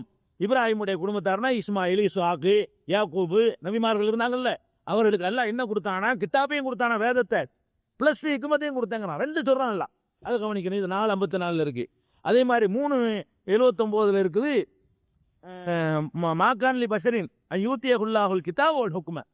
அல்லாஹ் வந்து ஒரு மனிதனுக்கு வந்து கிதாபையும் கொடுத்து ஹுக்குமையும் கொடுப்பானேயானால் அவர் வந்து தன்னை வணங்குங்கன்னு மக்கள்கிட்ட சொல்லக்கூடாது, அல்லாஹ் வணங்குங்கன்னு தான் சொல்லணும். அப்படிங்கும் போது கிதாபோட சேர்ந்து ஹுக்குமை கொடுத்தேன்னு எல்லாம் சொல்லி காட்டுறான். இது எங்கே இருக்குன்னு கேட்டால் 3:79 இருக்குது. அப்போ இதெல்லாம் என்ன விளங்குதுன்னு கேட்டால், பெருமானார் ஸல்லல்லாஹு அலைஹி வஸல்லம் அவர்களாகட்டும், அவர்களுக்கு முந்தி வந்த நபிமார்களாகட்டும், புஸ்தகத்தை கொண்டாந்து தர்றதுக்கு மட்டும் வரல, அதை விளக்குறது ஹிக்மத்துங்கிற ஞானத்தையும் சேர்த்து தருவதற்கு வந்திருக்கிறார்கள். அதனால அவர்களுடைய போதனைகளை பின்பற்றணும்னு விளங்குது. அது மட்டும் இல்லாமல் அல்லாஹ் வந்து இன்னும் பல தெளிவான இடங்களில் சொல்லி காட்டுறான். 16:44 சொல்லுகிறான், ஒமா அர்சல்னா மின் கபலிக்கு இல்லா ரிஜாலன், ஆண்களை தான் தூதராக அனுப்பியிருக்கிறோம். நேற்று வாய்த்து வசனம் தான். தூஹி இலையும், அவர்களுக்கு நாம் அறிவித்திருக்கிறோம். பஸ்அலு அஹ்லதிக்ரி இன் குன்தும் லா தஅலமூன், உங்களுக்கு அறியாதவர்களாக இருந்தால் அறிந்தவர்கள்ட்ட கேட்டு பாருங்கள் என்று சொல்லிட்டு பில் பையினாத்தி, அவர்களுக்கு தெளிவான சான்றுகளை கொடுத்தோம். ஒசுபுரி, ஏடுகளையும் கொடுத்தோம், வேதங்களையும் கொடுத்தோம் அப்படின்னு சொல்லிட்டு ரசூலுல்லாஹ் நோக்கி பேசுறான். இப்போ அன்சல்னா இலைக்க திக்ர, உமக்கு இந்த திக்கரை, இந்த போதனை அருள் இருக்கிறோம், குரானை இறக்கி இருக்கிறோம். எதுக்கு இறக்கி இருக்கிறோம்னு கேட்டால், லித்து பையினல் இன்னாசி மானுசில் இறையும், அவர்களுக்கு இறக்கி அருளப்பட்டதை நீ விளக்க வேண்டும் என்பதற்காக. இறக்கி அருள்னதை அவனே விளங்கிற மாட்டானா, நீ விளக்கணுங்கிறான்ல. ரசூலுல்லாஹ் பார்த்து குரான்லேயே சொல்றான், உனக்கு அருளப்பட்டதை நீ என்ன செய்யணும், மக்களுக்கு நீ விளக்கணும். அப்போ விளக்கணும்னா என்ன அர்த்தம்? விளக்கியிருப்பாங்கல்ல, அது எங்கே விளக்கணும், எங்கங்கிறேன். ரசூலுல்லாஹ் விளக்கணும்னு எல்லாம் சொல்கிறான். விளக்கணும்னு சொன்னால் விளக்கியிருப்பாரு, அது எங்கே? அது அவர் விளக்குனது எங்கே? குரான் தான். அதாவது குரானுக்கு தான் விளக்கம் கொடுத்தா அது இல்லைங்கிறேன். குரானை கொண்டா காட்டுவாங்க, அது குரான் தாண்டா, குரானத்தை விளக்குவாருன்னு இருக்குது, குரானை விளக்கியிருக்கு பாரு, அது எங்கே? அது அது அது அப்படிமாங்க. அப்போ நீங்கள் விளக்கிக்கணும். குரானை மட்டும் போதுங்கிறது குரானுக்கு எதிரானது. குரான் அப்படி சொல்லவே இல்லை. இது இங்கே 16:44 இருக்குது. அதே மாதிரி 16:64 இருக்குது. ஒமா அன்சல்னா அலைக்கல் கிதாப், உனக்கு இந்த வேதத்தை நாம் இறக்கவில்லை இல்லாலித்து பையனழகும், அவர்களுக்கு நீ தெளிவுபடுத்துவதற்காகவே தவிர இறக்கவில்லை. இந்த வேதத்தை உனக்கு தந்தது எதுக்குன்னு கேட்டால், நீ தெளிவுபடுத்தணுங்கிறது வந்திருக்கேன், உன்னை தேர்ந்து தந்திருக்கிறேன். வாய்ச்சி விட்டு போகிறது தரல. அதுக்கு என்ன அர்த்தம்? இதை கொண்டை வாசித்து விட்டுட்டு போகிறதுக்கு உனக்கு தரல, கொண்டை தந்தையில் போட்டு வர்றதுக்கு உனக்கு தரல, விளக்குறதுக்கு தந்திருக்கேன். மரியாதை வேலை செய். நான் சுருக்கமாய்க்கு உனக்கு தந்திருக்கிறேன், விளக்கத்தை இதயத்தில் போட்டிருக்கிறேன், நீ போய் விளக்கி சொல்லணும் பார்த்துக்க அப்படிங்கிறான். விளக்கி சொல்லணும்னா அந்த விளக்கத்தை பின்பற்றணுமா கூடாதா? குரானுடைய விளக்கம் தானங்க, அதுவும் குரான் தானுங்க. அப்போ குரானுடைய விளக்கமாக அல்லாஹ் எதை நபி ஸல்லல்லாஹு அலைஹி வஸல்லம் இதயத்தில் போடுகிறானோ அதுவும் குரான் தான். குரானுடைய விளக்கம் அல்லாஹ்வுடைய வஹி தான். அந்த அடிப்படையில் அதை மறுத்தான்னு சொன்னால் குரானை தான் மறுக்கிறான். எவன் ஒருத்தன் ரசூலுல்லாஹ்வுடைய விளக்கம் தேவையில்லைன்னு சொல்கிறானோ அவன் யாரை மறுக்கிறான்? இந்த வசனங்களையும் மறுக்கிறான். அதே மாதிரி அல்லாஹ் சொல்கிறான், லக்கத் கான லக்கும் ஃபீ ரசூலில்லாஹி உஸ்வத்துன் ஹஸனா 33:21 சொல்கிறான், அல்லாஹ்வுடைய தூதரிடத்தில் உங்களுக்கு அழகான முன்மாதிரி இருக்குங்கிறான். முன்மாதிரின்னு என்ன அர்த்தம்? முன்மாதிரிங்கிற வார்த்தைக்கு என்ன அர்த்தம்? ஒரு போஸ்ட்மேன் இருக்கார், தபால்காரர், ஒரு கடிதத்தை கொண்டாந்து தர்றாரு, செய்தியை மட்டும் தந்துட்டு போகிறாரு. இவர் தான் எனக்கு முன்மாதிரின்னு சொல்லுவீங்களா? நீங்கள் பேப்பரை கொண்டாந்து தந்துட்டு போகிறவர் யாரை முன்மாதிரின்னு சொல்லுவீங்களா? இவங்க என்ன சொல்கிறாங்க, முஹம்மது ஸல்லல்லாஹு அலைஹி வஸல்லம் குர்ஆனை கொண்டு வந்தாராம், இந்தாங்கன்னு தந்துட்டு போயிட்டாராம், அதுதான் அவர் வேலையா? அது முன்மாதிரி ஆகுமா? இது போஸ்ட்மேன் வேலை. ஒரு போஸ்ட்மேன் என்ன செய்வான்? அது உள்ள ஒன்றும் தெரியாது, என்னென்னு தெரியாது, விளக்கமும் தெரியாது அவனுக்கு. அங்கேருந்து வந்த கரையை தான் இந்தாங்கன்னு உனக்கு தந்துட்டு போயிடுவான். இவன் தந்துட்டு போனோம், நல்ல விஷயங்கள்லாம் இருக்கணும் வைங்களேன். வாப்பா எழுதியிருக்காரு, அத்தா நம்பி இந்த மாதிரி படிக்கிற மாணவனுக்கு இனிமேல் போய் குடிக்காத, பாம்பராக போடாத, பிடிச்சிட்டு போயிடுவாங்க, அப்படி குடித்தாலும் பொது இடத்துல குடிக்காது, இதை எழுதுறாருன்னு வைங்களேன். இதை எடுத்து படிச்சுட்டு எனக்கு இந்த போஸ்ட்மேன் எவ்வளோ அழகான முன்மாதிரி இருக்காங்க சொல்லுவானா? சொல்லுவானாங்க. போஸ்ட்மேன் கொண்டாந்து கொடுத்தா முன்மாதிரி. அல்லாஹ் ரசூலுல்லாஹ் பற்றி என்ன சொல்கிறான்? கொண்டு வந்து தர்றவர்னு சொல்லலை, உனக்கு மாடலுங்கிறான். உஸ்வானா என்ன அர்த்தம்? முன்மாதிரினா மாடல். அப்படின்னா என்ன அர்த்தம்? அவரை பாரு, அவர் செஞ்ச மாதிரி ஒன்று செய்யணும், அவர் பின்ன நீ இப்படி தான் செய்யணும், அவர் குனிஞ்ச நீனு குனியணும், அவர் சொன்ன நீனு சொல்லணும். அதான் முன்மாதிரிக்கிறது. பெருமானார் ஸல்லல்லாஹு அலைஹி வஸல்லம் முன்மாதிரி எல்லாம் சொல்லி காட்டுறான். எதுக்கு சொல்கிறான்? அவர் அப்படியே பின்பற்றணும், பார்த்து பார்த்து பின்பற்றணும் அப்படிங்கிறதுக்காக சொல்லி காட்டுறான். அதே மாதிரி 4:105 சொல்கிறான், இன்னா அன்சல்னா இலைக்கல் கிதாப பில் ஹக், சத்தியத்தோடு இந்த வேதத்தை உனக்கு தந்திருக்கிறோம். எதற்காக தந்திருக்கிறோம் என்று கேட்டால், லித்தஹ்கும பைனன் நாஸி பிமா அராக்கல்லாஹ், அல்லாஹ் உனக்கு எதை காட்டுவானோ அதன்படி தீர்ப்பளிப்பதற்காக. குர்ஆனை தந்துட்டு அல்லாஹ் உனக்கு காட்டுவானா ஒரு விளக்கத்தை, அதன்படி தீர்ப்பளி. மேலோட்டம் பார்த்தா சில புரியாது, ஆனால் உனக்கு புரிய வைக்குவானா, உன் இதயத்துக்கு மட்டும் அது விளங்கும், இதான் பொருள்னு சொல்லி அதன்படி தீர்ப்பளித்துக் கொள் என்று சொல்லி பெருமானார் ஸல்லல்லாஹு அலைஹி வஸல்லமுடைய விளக்கம் தேவை என்று சொல்லி காட்டுகிறான். அதே மாதிரி சொல்லும் பொழுது கஜ்ஜாக்கும் யா அஹ்லல் கிதாப்னு சொல்லி கூப்பிடுறான், வேதமுடையவர்களே, கஜ்ஜாக்கும் ரசூலுனா, நம்முடைய தூதர் உங்களிடத்தில் வந்திருக்கிறார், இவ்வயிலுக்கும் கசீரம் இம்மா குத்துப் தஹூன மினல் கிதாப், வேதத்தில் நீங்கள் எதை மறைத்துக் கொண்டிருக்கிறீர்களோ அதையெல்லாம் தெளிவுபடுத்துவதற்கு வந்திருக்கிறார் அப்படின்னு சொல்லிட்டு, கஜ்ஜாக்கும் மினல்லாஹி, அல்லாவிடமிருந்து உங்களுக்கு வந்திருக்கிறது, நூறுன் ஓ கிதாபுன் முபீன், ஒரு பிரகாசம் ஒளியும் வந்திருக்கிறது, தெளிவான வேதமும் வந்திருக்கிறது. வேதம் மட்டும் வரல, வேதத்தோட ஒரு பிரகாசமும் வந்திருக்கிறது. அது என்ன பிரகாசம்? லைட்டு கொண்டு வந்தாங்க, அறிக்கை லைட்டு கொண்டு வந்தாங்களா? என்ன பிரகாசங்கிற? பிரகாசம்னா அதை விளக்கக்கூடிய விளக்கம்னா எதையும் பிரகாசப்படுத்துங்க. சில விஷயம் மூடலா இருக்குன்னு வைங்களேன், அதுக்கு ஒரு விளக்கத்தை கொடுத்தவொன்னே அது பிரகாசமாயிக்கிறோம், வெளிச்சமாயிரும். அப்போ ஒருத்தர் விளங்குற மாதிரி பேசலன்னு வைங்களேன், ஏன்டா மூடி பேசுறேன்னு சொல்லுவோம். நல்லா நல்லா அழகாய் தெளிவாக பேசுறான்னு வைங்க, என்ன வெளிச்சமா இருக்கு பத்தியா, என்ன பிரைட்டா இருக்குன்னு சொல்லுவோம். அதுதான் அல்ல சொல்லி காட்டுறான். பெருமானா ஸல்லல்லாஹு வந்ததையும் குர்ஆனையும் பற்றி சொல்லும் பொழுது கிதாபும் வந்திருக்கிறது, நூறும் ஜோதியும் வந்திருக்கிறது. அது என்ன ஜோதி? அதான் சொல்ல முடியாது. அதான் அதான் ரசூலுல்லாஹ்வுடைய விளக்கம். அதே மாதிரி அல்லாஹ் சொல்லி காட்டுகிறான். இது எங்க இருக்குன்னு கேட்டால் 5:15 இருக்குது. அதுக்கப்புறம் பெருமானார் ஸல்லல்லாஹு சொல்லும்போது இது முக்கியமான விஷயம். பெருமானார் ஸல்லல்லாஹு அலைஹி வஸல்லத்துக்கு வேதத்தை அல்லாஹ் கொடுத்தான். அப்புறம் பெருமானார் ஸல்லல்லாஹு சொல்லும்போது இது முக்கியமான விஷயம். பெருமானார் ஸல்லல்லாஹு அலைஹி வஸல்லத்துக்கு வேதத்தை அல்லாஹ் கொடுத்தான்ல, கொடுத்ததை எதுக்கு கொடுத்தேன்னு சொல்லும் பொழுது பக்ராவில் 129 வசனத்துல 2:129 சொல்றான், இப்ராஹிம் அலைஹிஸ்ஸலாம் ஒரு துவா செய்கிறாங்க. என்ன துவா செய்கிறாங்க? தன்னுடைய வழித்தோன்றலில் ஒரு தூதர் வரணும்னு துவா செய்கிறாங்க. அதான் முகமது ஸல்லல்லாஹு அலைஹி வஸல்லம். இப்ராஹிம் அலைஹிஸ்ஸலாம் துவா காபத்துல்லா கட்டிவிட்டு, என்னுடைய குடும்பத்தில் பரம்பரையில் ஒரு தூதர் வரணும், இந்த மக்களுக்கு ஒரு தூதரை அனுப்பி வைப்பாயாகன்னு சொல்லி அவங்க பிரார்த்தனை செய்கிறாங்க. அது இஸ்மாயில் நாரி சொல்லலை, ஏன்னா இஸ்மாயில் சேர்ந்த அந்த இடத்துல இருக்கிறாரு. அவங்க அதுக்கு பிந்தி வரக்கூடிய தூதரை தான் கருத்தில் கொண்டு துவா செய்கிறாங்க. அந்த துவாவை அல்லாஹ் சொல்லி காட்டான், ரப்பனா, எங்கள் இறைவா, இப்ராஹிம் நபி சொல்கிறாங்க, எங்கள் இறைவா, வபாத் ஃபீஹிம் ரசூலன், இவர்களுக்கு இந்த ஊர் ஆட்சிகளுக்கு ஒரு தூதரை அனுப்பு, மின்ஹும், இவர்களிலிருந்தே ஒரு தூதரை அனுப்பு. அவர் என்ன செய்யணும்னு கேட்டால், எத்லு அலைஹிம் ஆயாத்திக்க, உன்னுடைய வசனங்களை அவர்களுக்கு ஓதி காட்ட வேண்டும். நீ அனுப்புகிற தூதர் உன்னுடைய வசனங்களை ஓதி காட்ட வேண்டும். ஓய் அல்லி முகமுல் கிதாப், கிதாபை கற்றுக் கொடுக்க வேண்டும். ஓதியும் காட்டணுமா, அப்புறம் என்ன செய்யணும், கற்றுக் கொடுக்க வேண்டும். அந்த மாதிரி ஒரு தூதரை அனுப்பு அப்படின்னு கேட்குறாங்க இப்ராஹிம் நபி. வந்து கொடுத்துட்டு போனதான் அவர் வேலை, அதான் நமக்கு விலகிக்கிறோம் இருந்தா இவர் என்னத்தை போய் கற்றுத்தர போறாருங்கிற. அதாவது முகமது ஸல்லல்லாஹு அலைஹி வஸல்லம் அந்த நபி, வரக்கூடிய நபி எப்படி இருக்கணுமா, வேதத்தை வசனங்களை ஓதி காட்டணுமா, வேதத்தை விளக்கி கற்றுக் கொடுக்கணும் அப்படின்னு சொல்லி காட்டுறாங்க. இது துவா. நெசமா அல்லாஹ் அப்படி அனுப்புனானா, ஏற்றுக்கொண்டானா? இப்ராஹிம் நபி தானே இது கேட்டாங்க. அல்லாஹ் அப்படி செஞ்சுருக்கிறான், நீ கேட்கக்கூடாது. அல்லாஹ் இதை ஏற்றுக்கொண்டான். ஏற்றுட்டு சொல்கிறான் 2:151 சொல்கிறான், கமா அர்சல்னா ஃபீக்கும் ரசூலன்கும், உங்களுக்கு உங்களை சேர்ந்த ஒரு தூதரை அனுப்பியிருக்கிறோம், எத்லு அலைக்கும் ஆயாத்தினா, நம்முடைய வசனங்களை அவர் உங்களுக்கு ஓதி காட்டுகிறார். ஒரு வேலை ஓதி காட்டுறது ஃபர்ஸ்ட். ரெண்டாவது வேலை ஒய் சக்கீக்கும், உங்களை பரிசுத்தப்படுத்துகிறார், பக்குவப்படுத்துகிறார். 2. மூணாவது ஒய் அல்லிமுக்குமுல் கிதாப், வேதத்தை கற்றுத்தருகிறார் உங்களுக்கு. 3. ஒல் ஹிக்மத்தை, ஹிக்மத்தையும் கற்றுத்தருகிறார். 4. ஒய் அல்லிமுக்கும் மாலம் தக்குன்னு தாளமும், நீங்கள் அறியாமல் இருந்ததை கற்றுத்தருகிறார். குர்ஆனை தந்ததோட நிறுத்திக்கிறாம அதையும் கற்றுக் கொடுக்குறாராம், வேதத்தையும் ஹிக்மத்தையும் கற்றுக் கொடுக்குறாராம், அதுக்கப்புறம் பக்குவமும் படுத்துக்கிறாராம். அது என்னது? அப்போ அதெல்லாம் என்னங்கிறேன். இவர் பண்ணாத புத்தகத்தை வந்துட்டு போயிட்டார், நம்ம புத்தகத்தை பின்பற்ற வேண்டியதானா? அது எதுக்கு இந்த வேலையெல்லாம் உணவு சொல்லணும்ல? ஒரு தூதரை அனுப்பியிருக்கிறோம், அவர் உங்கள்கிட்ட ஒரு புத்தகம் தருவார், அதை பார்த்து நடந்துக்கிறேன்னு போக வேண்டியானா? அப்படி சொல்ல தெரியாது அல்லாவுக்கு? அந்த வேதத்தில் அப்படி சொல்லிருக்கலாம்லங்க. ஒரு ஆள்கிட்ட ஒரு புத்தகம் கொடுத்து அனுப்பியிருக்கிறேன், அதை வாங்கி அதன்படி நடந்து கொள், அப்படி சொல்ல மாட்டேங்கிறான் அல்லா. புஸ்தகத்தை கொடுத்துருக்குறேன், அவர் விளக்குவார், அவர் தெளிவுபடுத்துவார், அவர் உங்களை பக்குவப்படுத்துவார், வசனங்களை ஓதுவார், வேதத்தை கற்றுத்தருவார் அப்படின்னு சொல்லி 2:151 சொல்லி காட்டுறான்.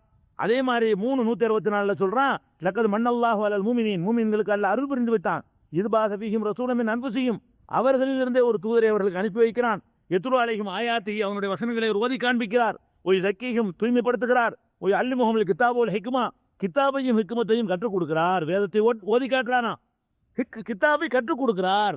அப்போ 2 வேலை அவருக்கு இருக்குன்னு விளங்குது. ஓதி காட்டுன்னு கையில் குரான் இருக்குது, கற்றுக் கொடுத்தது எங்க? ஓதி காட்டுன்னு குரான் இருக்குது, கற்றுக் கொடுத்தாரு. அது என்னது கற்றுக் கொடுத்தாருங்கிறேன்? அது ஒன்று இருக்குது. இது எங்கே இருக்குதுன்னு கேட்டால் 324 இருக்குது. அதுக்கப்புறம் வந்து 62:2 சூரத்து ஜும்மாவில் 2வது வசனத்தில் குவல்லதி பாசபில் உம்மியின் ரசூல மின்கும், உம்மி சமுதாயத்துக்கு அவர்களை தேர்ந்த ஒரு ரசூலை எல்லாம் அனுப்பினார். எத்ரு அலைஹிம் ஆயாத்திஹி, அவனுடைய வசனங்களை ஓதி காட்டுகிறார். ஒய் சக்கீஹிம், தூய்மைப்படுத்துகிறார். ஒய் அல்லிமுஹுல் கிதாபோ ஹைக்குமா, கிதாபை கற்றுக் கொடுக்கிறார், ஹிக்மத்தையும் கற்றுக் கொடுக்கிறார். வசனத்தை ஓதி காட்டுறாராம், கிதாபை கற்றுக் கொடுக்கிறார். அப்போ நம்ம என்ன ரசூலை நம்புறோன்னு எப்படி நம்பணும்?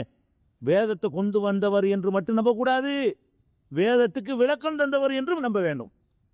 வேதத்தை நம்புறது மாதிரி ரசூல்மார்களை நம்புறது நம்ம எதில் கவனமாக இருக்கணும்? ரசூல் அல்ல அனுப்புனது குர்ஆன் அப்படி வாங்கி இப்படி தந்துட்டு போகிறதுக்கு இல்லை. அதை முதல்ல அவர் வாழ்ந்து காட்டுறதுக்காக வேண்டி, அவரை பார்த்து நாம வாழ்றதுக்காக வேண்டி, அதில் உள்ளதுக்கு அவர் விளக்கம் தருவதற்காக வேண்டி, அந்த விளக்கத்தின் அடிப்படையில் குர்ஆனை புரிந்து கொள்வதற்காகத்தான் ரசூல் அனுப்பியிருக்காங்கிறத ஓட்ட விட்டீங்க, கருத்துட்டு போயிடுவாங்க. குர்ஆனில் உள்ளதை கதையில் கற்பனையில் நானா சொல்லலை, குர்ஆனில் அல்லாத அப்படி சொல்லி காட்டுறோம். இதை கவனத்தில் வச்சுக்கணும். அதே மாதிரி வந்து இதே கருத்து வந்து பல இடங்கள்ல எல்லாம் சொல்லி காட்டுக்கிறான். இதுலேருந்து நம்ம என்ன வளர்ந்துறோம்னு கேட்டால், ரசூல்மார்களை எல்லாம் அனுப்புறது வந்து விளக்கம் கொடுக்கறதுக்கு தான். இன்னொன்று நீங்கள் பார்க்கணும், புஸ்தகத்தை கொடுக்கறது தான் அவனுடைய வேலைன்னு வச்சுக்கிறங்க. புஸ்தகத்தை அப்படி கொடுத்துட்டு போகிறது தான் வேலை அப்படின்னு வச்சுக்கிட்டா அதுக்கு ரசூலே வர வேண்டியதில்லை. ஏன்? புஸ்தகத்தை கொண்டு கொடுத்துட்டு போகிறது ரசூல் வரணுமா? ரசூல் வந்தால் எவ்வளோ கஷ்டம், ரொம்ப கஷ்டமாக இருக்குதா? என்னடா மனசு சோறு திங்கிறாரு, கஞ்சி குடிக்கிறார், இவர் போய் ரசூல் நம்புறோம் யோசிக்கிறான். அதை விட எல்லாம் என்ன பண்ணியிருக்கலாம், அப்படி அழகாக ஒரு பெயிண்டிங் பண்ணி அப்படி பொத்துன்னு கீழே போட்டான்னு வைங்க. அப்போ அல்லாவுடைய பதில் கரெக்டாக நம்பியிருப்பாங்க அவங்க. புஸ்தகம் மட்டும்தான் போதும்னு இருந்தால் ஒரு ஆளை அனுப்பி அவரை மிதி வாங்க வச்சு, அடி வாங்க வச்சு, உதவாங்க வச்சு, அப்புறமேல இது தேவையாயுது? அல்லான்னு அழகாக புஸ்தகம் பெயிண்டிங் பண்ணி நல்லா பகல் நேரத்தில் மக்கள்லாம் குறிக்கிற சண்டையில் பார்த்து அவர் பொத்துன்னு புஸ்தகம் விழுவ வேண்டியது.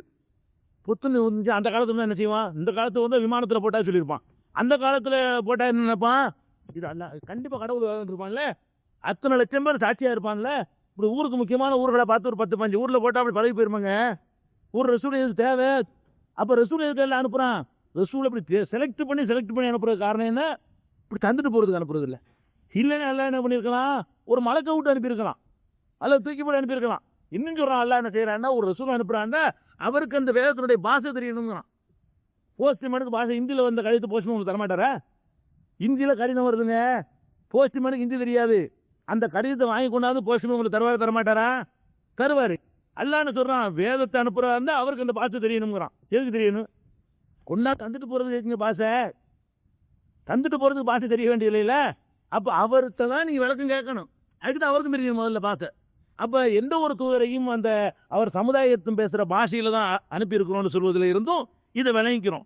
அது போக ரசூலு கட்டுப்படுங்க, ரசூலு கட்டுப்படுங்க, ரசூலு கட்டுப்படுங்க, எக்கச்சக்கமான வசனம். அல்லாஹ் கட்டுப்படுங்க, ரசூல் கட்டுப்படுங்க, அல்லாஹ் கட்டுப்படுங்க, ரசூல் கட்டுப்படுங்க, அல்லாஹ் அத்தியுல்லாஹ் அத்தியுர் ரசூல்.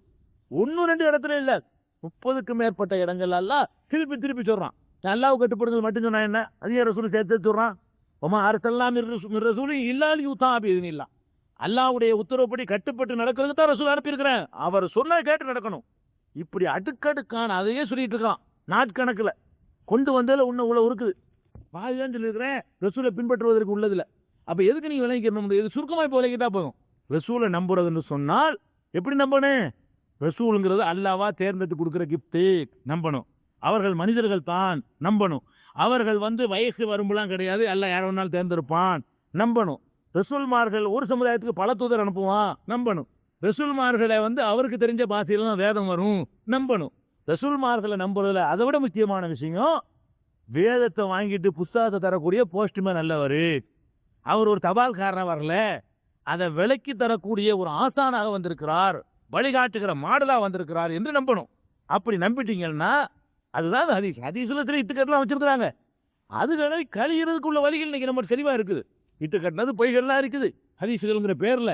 அது எது பொய் எது மெய்யின்னு கண்டுபிடிக்கிறதுக்கு அற்புதமான வழிமுறைகள்லாம் இருக்குது. அப்போ உதாரணமாக எடுத்துக்கொண்டோமையானால் நபிமார்கள் எத்தனை பேர் அப்படின்னு ஒரு ஹதீஸ் இருக்குன்னு வைங்களேன். 1,24,000 பேருன்னு ஒரு ஹதீஸ் முஸ்னது அஹ்மதில் இருக்குது. 1,24,000 பேருண்டு. இது சொல்கிறவர் யாருன்னு கேட்டால் அலி இப்னு ஸைத் இப்னு ஜதான் என்ற ஒருத்தர் அறிவிக்கிறார். இவர் வந்து பொய் சொல்கிறார், அவர் ரெக்கார்டு இருக்குது, தூக்கி எறிஞ்சிட்டு போயிடலாம், அவ்வளோதான். உதாரணத்துக்காக சொல்கிறேன். அப்போ ஒரு ஹதீஸுகளில் இப்படி குறை சொல்லியிருந்தாங்கன்னா யார் சொன்னான்னு பார்த்து அதுலேயே சாயம் வெளுத்து போயிடும். இது இந்த ஆள் சொல்கிறாரு, சொன்னது இப்படி சரியாக இருக்கு, இந்த ஆள் இட்டுக்கட்டி சொல்கிறாரு, இது அந்த பொய்யா இருக்குது, இவர் யாவ சக்தி இல்லாத ஆள், இவர் மெண்டலு அப்படிலாம் அந்த அறிவிக்கிற ஆட்கள் அன்னைக்கே அலசித்தாங்க. ஹதீஸுகளில் சிலது ஒரு நெருடல் மிக்க ஹதீஸுகள் இருக்குன்னு சொன்னால் அதை கழிச்சிக்கிறதுக்கு தப்பை கண்டுபிடிக்கிறதுக்கு நிறைய வழிமுறைகள் மட்டும் இருக்குது. அதுக்காக ஹதீஸே வேணாம் குர்ஆன் மட்டும்தான் வேணும்னா ஒன்றும் முடியாது. குர்ஆன் மட்டும்தான் வேணுங்கிறவனுக்கு ஆயிரக்கணக்கான இன்னும் சொல்கிறேன், அந்த மாதிரி யாரும் ஆர்கியூமெண்ட் பண்ணுறாங்கன்னா நல்லா கவனிக்கணும். இப்படி யாராவது சொன்னால் குர்ஆன் மட்டும் போதுங்கிறீங்கள, குர்ஆன் மட்டும் போதுமாங்கிற தலைப்பில் பேசுவோம் வர்றியான்னு மாட்டேங்கிறாங்க. ஏன் மாட்டேங்கிற? என்னையும் அந்த மாதிரி என்னையும் கழிக்கிட்டு போக வேண்டியான எல்லாரையும் அதுக்கு மாட்டான். அர்த்தம் தெரியாத மக்கள்கிட்ட ஏதாவது அவன் இஷ்டத்துக்கு வியாக்கியானம் கொடுக்கலாம். அரபி மூலத்தில் என்ன இருக்குன்னு பார்த்து கண்டுபிடிக்கிறா கூட வரமாட்டேங்கிறாங்க. அது நீங்கள் விளங்கிக்கணும். யாரெல்லாம் இந்த ஆர்குமெண்ட்டுக்கா ஒவ்வொரு காலத்துலையும் பண்ணுறானோ ஓடி ஓடி ஒழிகிறாங்க. அந்த மாதிரி எவனா கூட இழுத்துக்கிட்டு விவாதத்துக்கு ஒரு ஏடா வாழை கூட்டு வரையான்னு கேட்க மாட்டேன்றாங்க. அப்போ விவாதம் பண்ணி செய்ய அவன் தயாராக இல்லைன்னா அறியாத மக்களை தங்கள் மக்கள் இழுப்பதற்காக பொய் சொல்கிறாங்க என்பதை நம்ம என்ன செய்யணும், புரிந்து கொள்ளணும். அப்போ ஈமானுடைய கிளைகளில் இன்னும் ரசூலையே சொல்லிட்டு மற்ற கிளைகள்லாம் இருக்குது. இப்போ என்னென்ன சொல்லி அல்லாஹ் நம்புறது ஒரு புனசு முழுச சொல்லியாச்சு. 2வது வானவர்கள் நம்புறது, 3வது வேதங்கள் நம்புறது, 4வது தூதர்கள் நம்புறது, 5வது ஆமன்து பில்லாஹி மலாயிகத்தி குத்துபிஹி ஒரு சுலுகி ஒல்யோமில் ஆகிரி ஆகிரத்தை நம்புறதுன்னு இருக்குல்ல. அந்த ஆகிரத்தை நம்புறது நிறைய விஷயங்கள் இருக்கு. ஆகிரத்துங்கிறதுக்குள்ள துர்க்கம், நரகம், மறுமையில் உள்ள விசாரணை, மகசரு, அது சிவ தவாத்து, அது மாதிரி கபருடைய விஷயங்கள், நிறைய விஷயங்கள்லாம் சேர்த்து அடக்குனதுக்கு பேர் தான் யோமுல் ஆகிருங்கிறது. இன்ஷா அல்லாஹ் அதை பற்றி விளக்கத்தை நாளைக்கு பார்ப்போம்.